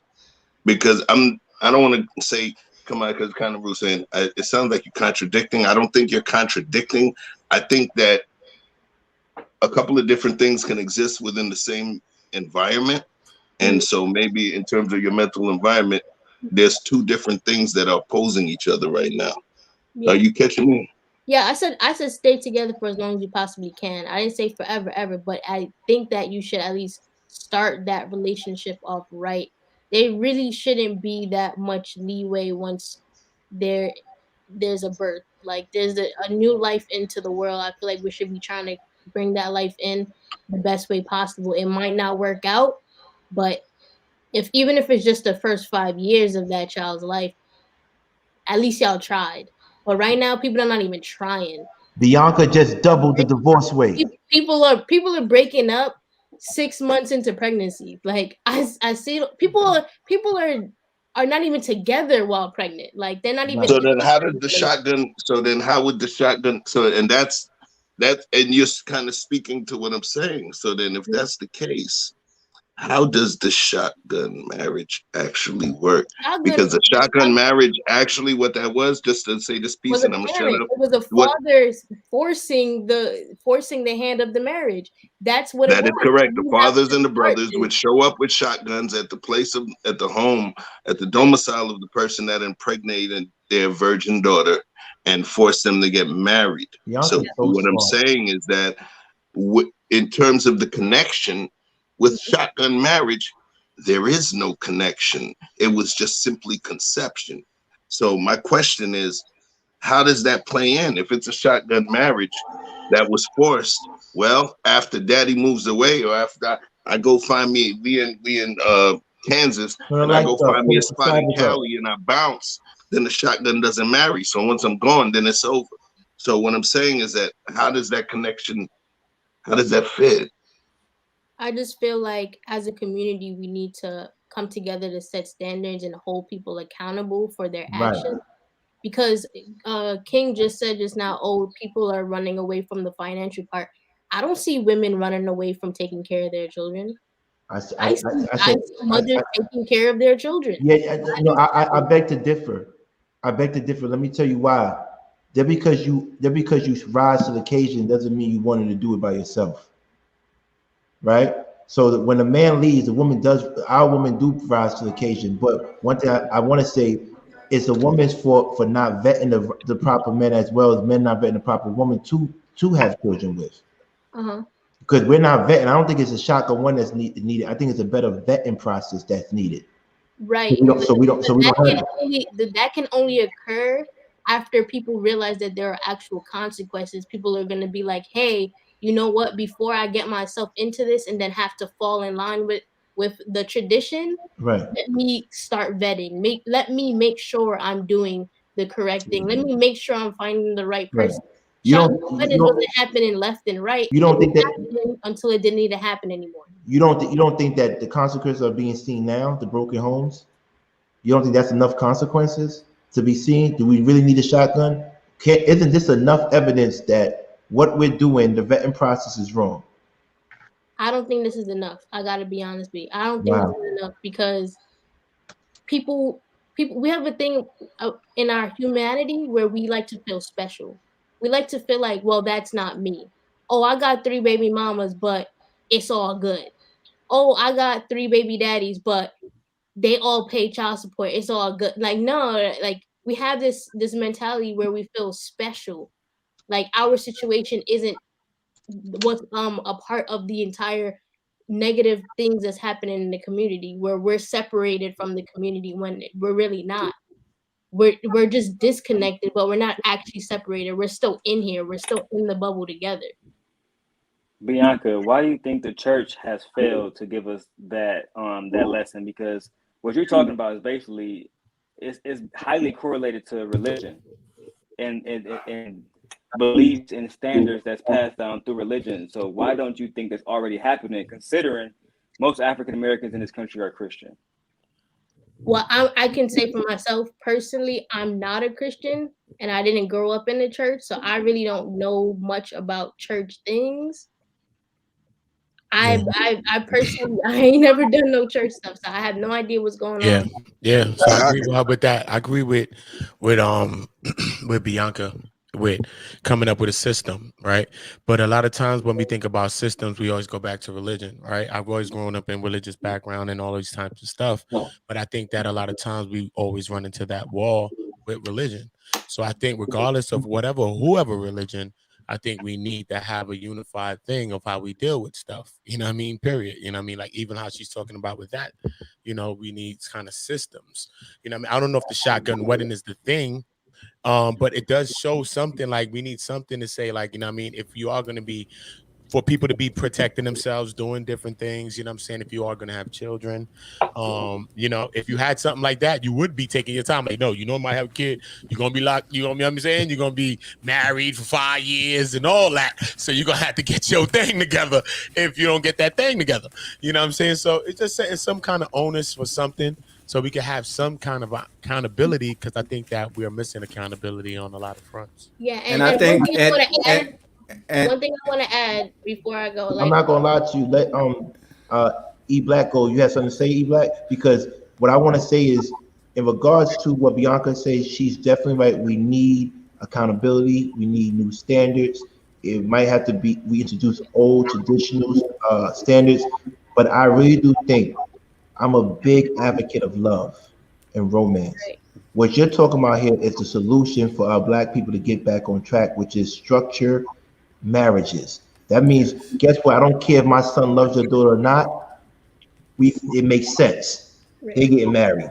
That's what you're trying to introduce here. Yeah, but one thing I just have to say is just 10 seconds. But one thing I would really like to see though from the men is when your bros are having babies, like actually come out and say like I'm supporting you. If you need $50, you need diapers, just tell me. I will support you. I feel like a lot of men don't feel like they have that support from their peers or their friends So or let me, whoever. because some men are going to say, you didn't give me some of that ass when you was smashing. Who told you to get her pregnant? That's not my responsibility. That's yours.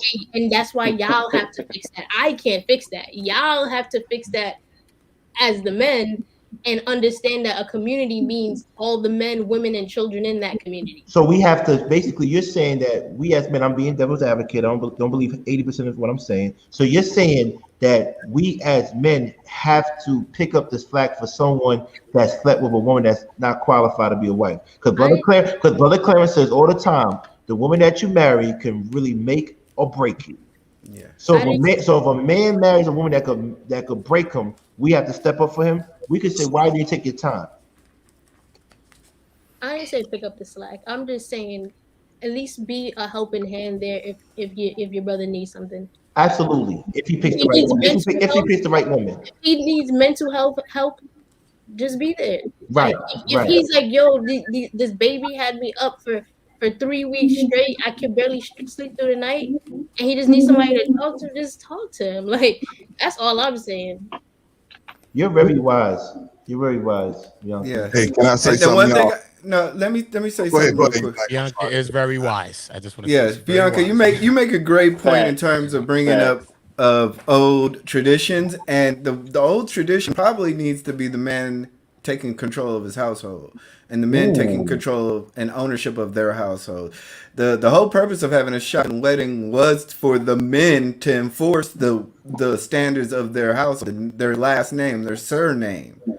So you're not going to embarrass my name by having an unwed child for my daughter. So I'm going to enforce the standard. But now you can't really enforce it without the men in the household. So you need the men in the household to stay, like I think you're kind of alluding to, and to enforce cultural standards. So I don't think in practice it'll work because there's not enough men in the household. I don't think that it's I wouldn't say men aren't in the household. Let me change that. I don't think there's enough men who are willing to enforce the standard that you're saying. So let me change that. I want to make my self clear. I think that we're talking about religion. I think the new religion of America, well, not the new religion, but the more accepted religion of America, the quote unquote religion of America used to be Christianity. Now the religion of America is getting money. So now, as long as you getting money, you right. You know what I mean? You whatever you doing and you getting money, you right. And that's where we're going wrong. We don't have a system or a way to follow God's laws. We following man's laws, and man's telling us to bag. That's the most important thing, is the bag. Your friends, your mama, none of that's important. The bag is the most important thing. And whatever you do to get to the bag, it's all right. Because once you get the bag, then everything is all good. And that's where we're going wrong. Our women, the government has stepped in and said, the government of America stepped in and said, we can do anything black men can do for you. We can do it better for you. We can get you a house. We can get you food for your babies. We can feed your babies. We can get diapers for your babies. We can get you a job. We can send you to school. I mean, they pretty much kicked the black man and made the black man look like he's damn near useless, right? But it's both of us. We have to learn how to accept the situation and see exactly what's going on. There's a war against our people, man. There's a war against us to keep us in a state of a mentality of poverty. And we have to learn how to get out of that and break those cycles. Some of those cycles include out of wedlock children. That is a cycle that is really, that is a bad situation for us right now. But how do we get out of that? How we get out of it, the quickest way we can get out of that is by having men to stop having sex arbitrarily. It's not for that. But unfortunately, this society tells you that, hey, anything you want to do as long as it feel good is cool. But that's not the way. And who found out first? The Greeks found out that if you don't have your nuclear family, your society's gonna fall. Then the Romans found out if you don't have your nuclear family, your society's gonna fall. The Ethiopians, the Egyptians, because of the influence of the Europeans on them, they found out if you start practicing other sets of kinds of relationships that don't produce a nuclear family, your situation is going to fall down. And America, unfortunately, is finding that out. Of course, we find it out first because, like they say, if America got a cold, we got the flu, right? So we finding it out on the front line that if you don't handle, like Sister Bianca was saying, if we don't have a standard of behavior, codes of conduct, our situation is falling apart. Now we got grown men out there shooting guns at each other for nothing, for nothing. Well, they're not protecting each other. They're not doing nothing. They're doing nothing. Or they selling dope to each other, to our community. And instead of Black Lives Matter going out to deal with them, they go deal with other stuff. And I'm not telling nobody right or wrong. I'm just saying we got to see the whole situation so we can develop it. But the quickest way to solve this problem is to teach these men to stop having arbitrary sex. You don't need to do that. You got to get some discipline of yourself. And then once you get the discipline, then you can start vetting better the kind of woman. Because if you have a relationship with a woman that's not right upstairs and she's giving you all the breadcrumbs, most women ain't gonna say, I got a screw loose. No, they're gonna leave breadcrumbs around. How come your house is not clean? How come your car's not clean? What's going on? How come this? How come that? You see little signs that her mentality might be out of order, but you don't pick up on it because you're trying to have sex with her. But we need to stop that. In my opinion, it's us. It's on us, Black men. The sooner we stop having sex with all of these different women arbitrarily, those numbers will go down. And then women will I have a question. Oh, go ahead. I have a question for Bianca. Bianca, let's say that we as men accept these community responsibilities and we begin to do these things. What community responsibilities do you think women should hold themselves to in the same ways, if any at all? I think women should be doing more of what we're already doing, which is taking care of things. We're getting education. We're contributing financially to everything. I feel like everything that goes on in the community is really supposed to be investment into the children. That's really most of what our job should be: investment in our children and investment in our best selves. That's really what we should be focused on, and not necessarily just the bag. The bag is very important. The bag is very important, but it is not the most important thing. Like, we have to get solid spiritually, for real, for real. And that can't, sometimes that doesn't come through the church. Sometimes that comes through self-discovery, travel, reading some books, meditation, just talking to people about things that are deeper than Cardi B and Lil Wayne. Like, there's so much things we could do, and a lot of it is we have to get to the core of who we really are as a people and really build the community from there. Mm-hmm. Yeah, I agree. Brothers and sisters, I gotta run. It was an honor talking to all of y'all, man.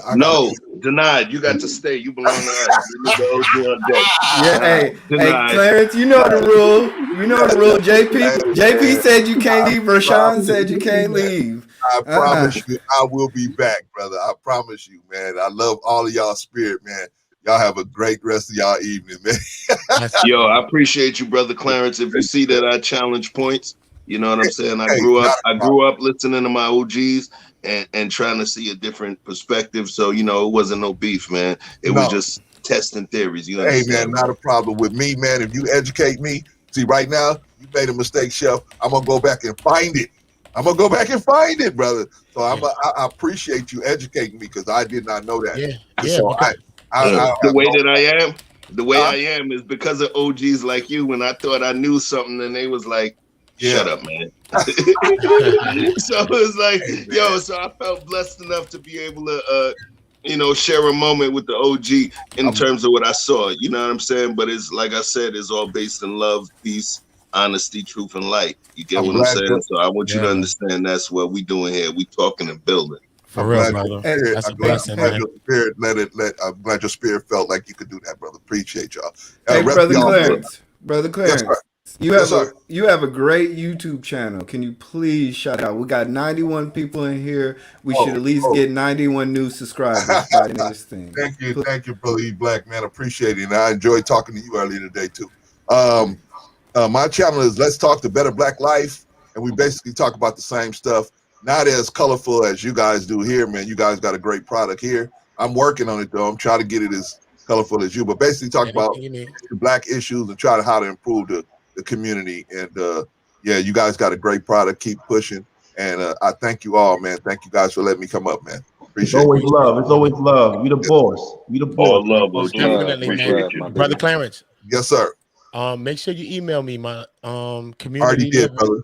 Already Yeah, did. that's good. I'm gonna link with you, brother. I'm gonna link with you Okay. because I did read something that Chef from before when they was talking about the same thing, and they was saying I think like in 2017 I was reading something about that too Okay. as Yes, well. sir. They were saying that they know that the semen stays in for like 7 days or so, but actually the actual thing that women male DNA transfers or it actually remains in a woman, it has not been confirmed to as well. So I did read that like maybe a couple of years ago, I think. So I did read Real because I Yeah, it didn't was believe the same thing until I read something, and so I well, do agree with real quick. Chef. I'm gonna let you know what Chef did for me, man. Chef, he actually out of love, man, stopped me from see everybody didn't see it. Out of love, man, he said, "Hey, I don't want the brother to go out and say something that might be off. Let me educate him real quick."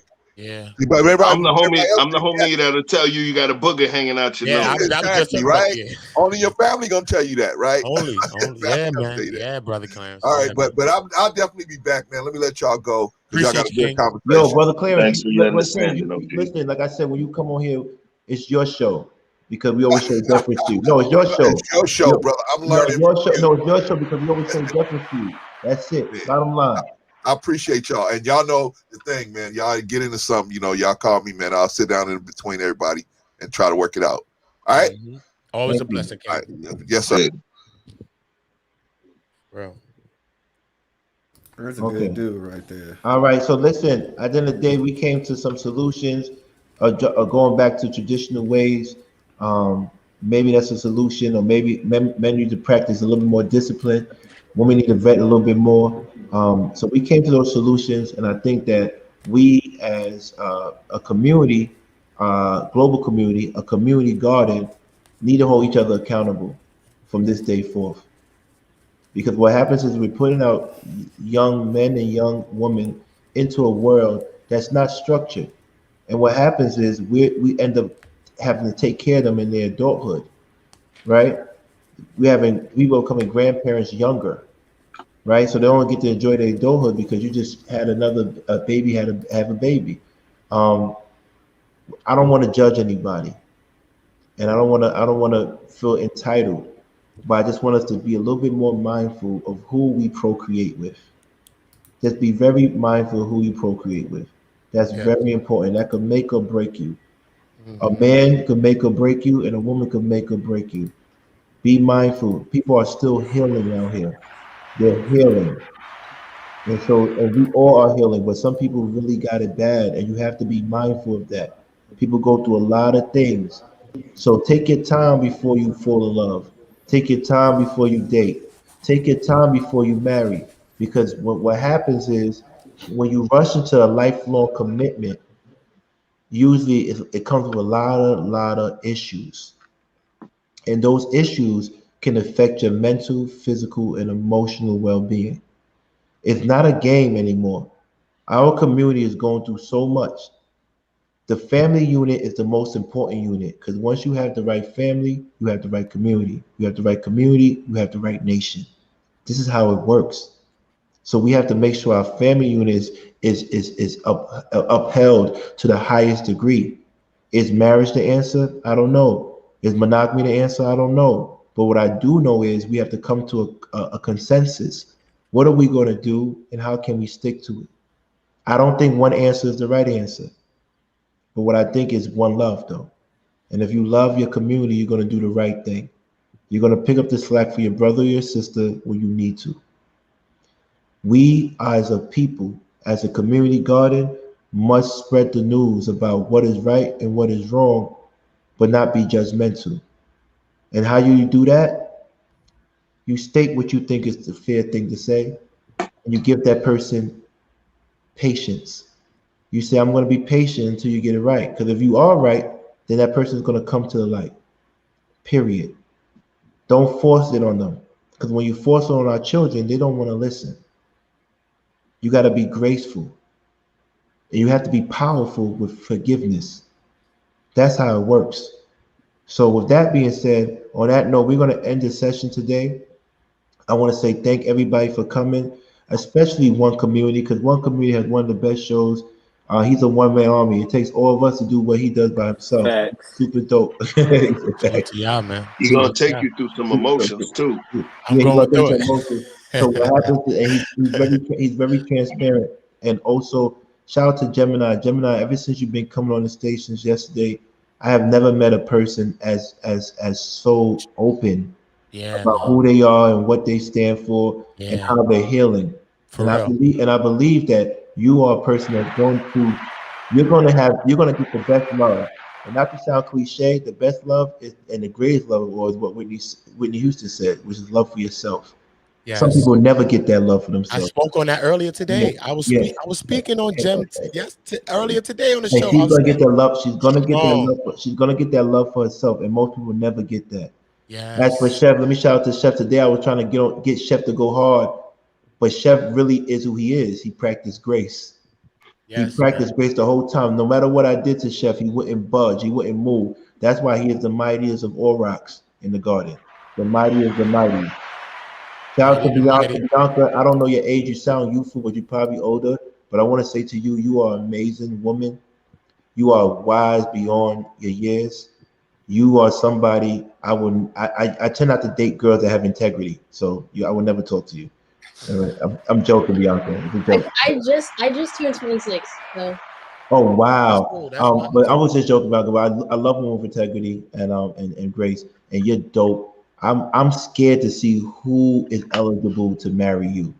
Your wisdom alone makes your selection in men very, very small. You reduce your selection pool of men because of how brilliant you are, which is a good thing and not a bad thing. But I you mean, I you're hope that's not really the case. I'm very chill. I'm actually an artist, a filmmaker. I don't even Wow, you like me. I'm That's not nice. even that serious of a person, but when it comes down to serious things, I know right. what I'm talking about. We Yeah. probably we Yep. probably we probably now I that gotta send we my probably olive bump into branch New York. too. I Yeah, gotta send my olive branch too to Bianca. yeah. Listen, a lot of times, they talk about the jailhouse mentality. You walk up in there, you gotta find the biggest, baddest dude to attack. the the concepts that you brought to the table were so lucid. You understand? I don't want you to take it personally. This is debate club. This is the battleground here. You feel me? And in terms of the strength of your arguments, the reason that I came to give you another side, a potential other perspective, was because of the strength of your arguments and how you delivered them. So Mm. don't take it as any personal affront from the chef. Take it as a compliment that I thought that your arguments were so strong that I had to start throwing a little devil's advocate in there to see, I was testing. You know how we do in Brooklyn, man. Yeah, We you know we how you do size you it. up. You know You how get to what I'm go. saying? But you're a brilliant sister, and I understand Bless. that at this point, a brilliant flower, and I understand that at this point, you're equipped with the level of discernment, the power of discernment, and then, just your skills in terms of linguistics and everything to be able to handle it. So, you know, all I could say is this. Watch this. Here's my little dig. Don't worry, Ma. In 14 years, we're going to talk again, and you're going to see what I'll say. That's about it. You're not funny. I caught that. You're not funny. I got you, though. You catch it. I got you, though. But yo, you dope. You are dope. Bianca dates. I think I saw her personally before, but I thought she was younger than 26. But Bianca dates. You have to the wisdom you have. You either had a good, strong male model, or you date older men. Nah, I definitely don't date no older men. I think I just had a very well-rounded upbringing with my family. I actually, the first part of my life, I grew up in Jamaica. What parish? What? Flagaman district in St. Elizabeth. Okay. You feel link me now. You feel link me now. You feel link me now. I lived for 4 months in St. Andrews. Oh, word. That's dope, chef. That was yeah. Go ahead. Yeah. That's dope. No, yeah. So yeah, like I grew up in Jamaica a little bit, and then when I came here, you know, I had a really deep accent, and I went straight to the books. To be honest, and now I'm just an artist, and I'm chilling. Support her film. What's your film so we can support it? What's your projects we can support it? You have a GoFundMe for your projects or something like that? Oh yeah, that's coming soon. My production company is up and running. I mean, you mean our production company? Bang bang. Yeah, I do some highlighting, man. Low key, I'm the real deal. So that's I believe you. I'm gonna highlight. I believe you. Don't you see? That's why you gotta tell me. I'm surprised you telling me. You said I'm not outside. You said Crown Heights. If we ever connect, you're gonna see who I am. That's it. But it's good though. It's good to meet you on a neutral plane where you know you get to see me in a different light. But I appreciate you. But let us know. And shout out to Darrel. Huh? Thank you for having me, guys. I'll see you. Anytime. You're more than welcome. I really want you to connect. Thank you for being brilliant. Connect with Maricela because I think we might have a fit for you. Connect with Maricela. But shout out to Darrel Long. Darrel Long is a very passionate young man who tries to. No, he doesn't try. He makes sure his point is heard, and he's not afraid to say when he's wrong, and he wants to grow. One thing about Darrel that I like is that people can say whatever they want about him, but Darrel was the first person to teach me how to read the YouTube analytics. Also, Darrel, despite he has 634 and I have 623, he sent me a message today saying, "Yo, Mo, here's a link to work on your streams." This man doesn't have a jealous bone in his heart. This man doesn't have a jealous bone in his heart. I'm a competitive dude. I'm from Brownsville. I was in the feds. So I'm fighting for everything. I'm fighting for everything. I got a competitive heart, even with my friends. But it's my friends. We're competitive, but I still want them to win. But I want to see if I can hang. You ever watch Thundercats? I always think I'm lying though for some reason. Maybe I watch Thundercats. That's my show. You feel me? That's my show, bro. Yeah, but Darrel, thank you for not having any jealous or envy in your spirit. You might have other issues because you be going at my man Chef a little bit on the low, but you know what I mean. But I want to say, I catch you. You know, Brooklyn, we're going to jump you. But at the end of the day, I really do appreciate you, brother, for always making sure I'm well equipped with knowledge. That tells you something. That tells you something about that man. He wants you to win. How many people have a person that wants you to win in your life? Yeah, Go that's ahead, how I bro. move, man. You know what I'm saying? Anybody who I know for a fact is really behind me. You know what I'm saying? Even if, you know, they see me going at the way Chef, no, it's iron sharpens iron. You know what I'm saying? Iron sharpens iron. So for me, I fuck with everything that Chef was saying. We just had disagreements, and maybe in 14 years, I feel like how he said to Bianca. We're supposed to be having these disagreements in terms of the distance that we share on this time continuum spectrum. He's not supposed to think the way that I am, because then he would be acting like an old ass ninja. All right. The thing is, I can't think like he is, because I would be You know what I mean? I would be looking crazy out here. So when I speak, and this is just to say to you, when I speak the way that I speak, I'm not speaking just to your message. I'm speaking to your subconscious to plant them seeds. So when it comes to that time, just the same way when the old Jesus holler at me. Right. And then when I reach that point, and then you have that moment, that eureka moment, or biblically it's called that epiphany, right? And it's like, oh, shit. I got to plant that seed. If you don't have that oh shit moment when you reach that age, you're going to be fucked up, because then you're going to continue certain thought process and behaviors. You get what I'm saying? You at a point in your life right now where you at a definite, I don't want to call it a peak, because I don't want to quote what's going to be your greatest point in your life, right? But you're at a point in your life where you see things a certain way, you feel things a certain way. But as life proceeds, because remember, if you're the kind of being that you state you are, you're continuing to grow, my dude.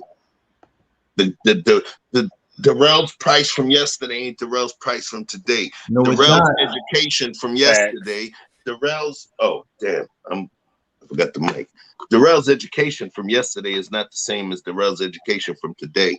So if I think that you have any bit of common sense within your mindset, I recognize that these things that I may feel or see or poke at some of your ideals, I understand that you're going to be at that point. You just don't happen to be at that point right now.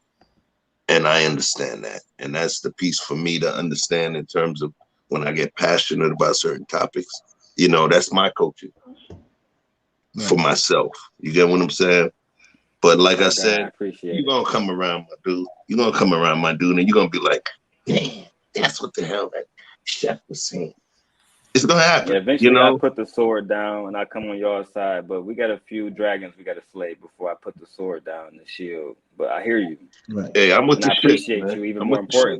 importantly. Yo, listen, I want to say shout out to Will. I met Will in '98. We reunited literally over 20 years, probably over 20 years later. And I haven't missed a beat. And he hasn't missed an ounce of honor. This man been honorable since day one, since I met him. This man's been who he is since I met him. He's one of the few people I could count on my one hand. He is who he is. Impenetrable. Flawless in character. I haven't met a man like him that's so in tune with what's going on outside, but still manages to take his daughters to math classes and piano lessons. Let's be real about life. Let's be real. Let's see who we call friends, who we call brothers. And I'm so happy that he sought out to still remain my friend and my brother over 20 years. I don't even have that. The only friend I have like that is my man Alu, 41 years, and everybody else is a frat member or a gang member. Yeah. And everybody else is a friend. You know, so shout out to Will, because Will is the epitome of what these young men need to see. Because his words literally are mirror reflections of his actions. His words are a mirror reflection of his actions. I appreciate you, bro. The only person I know like that. I appreciate you. The only person I know like that is my father. Will's in Schenectady, New York. That's big, bro. Yeah. You know, like, you gotta let him dress no, that I'm up. sorry. And Dan Bunch. Let him dress that up. And Dan Bunch. Their words reflect who they are. That's crazy. That's real, man. That's real. Yeah, shout out to Will. I appreciate you, bro. And you know, like I just like when I'm a friend, like I'm a friend, and no matter how much time has passed. Hold on. Let me say one thing. Community. He played basketball in Russia for 6 years. He speaks, writes, and reads Russian. That's what I'm talking. He's an engineer. He was a math major, and now he's about to be a master electrician in a few years, a year or two.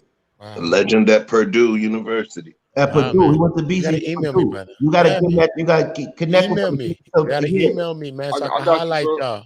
Hold on, no, you gotta give us some subscribers because you be stealing out. You be stealing out. You give me your emails. Like give me like 5 more subscribers. 5 subscribers. Let's give me 5 more. You gotta email me so I can bring y'all on and we talk and I'll fuck with you, homie. You my man. And we can build up, man. I got highlight y'all.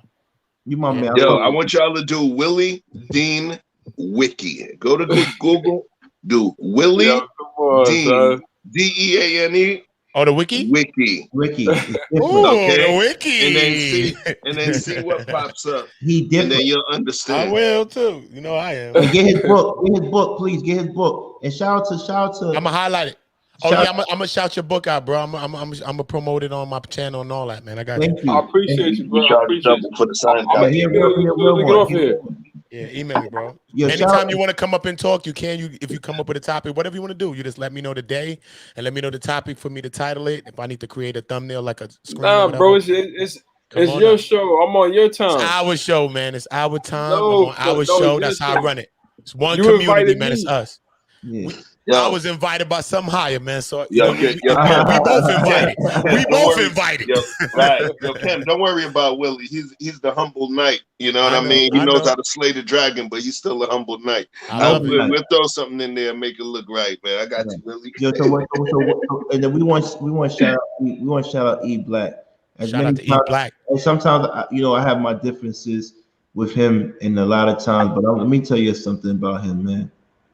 E Black has been through this game and he has endured a lot. And I told you, he's still the most dangerous person on the panel because he has something that a lot of people will wish they had. And it starts with an R. It's called resilience. You know what resilience is?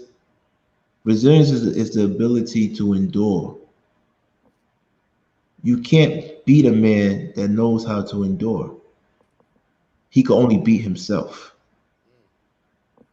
He has the ability to endure.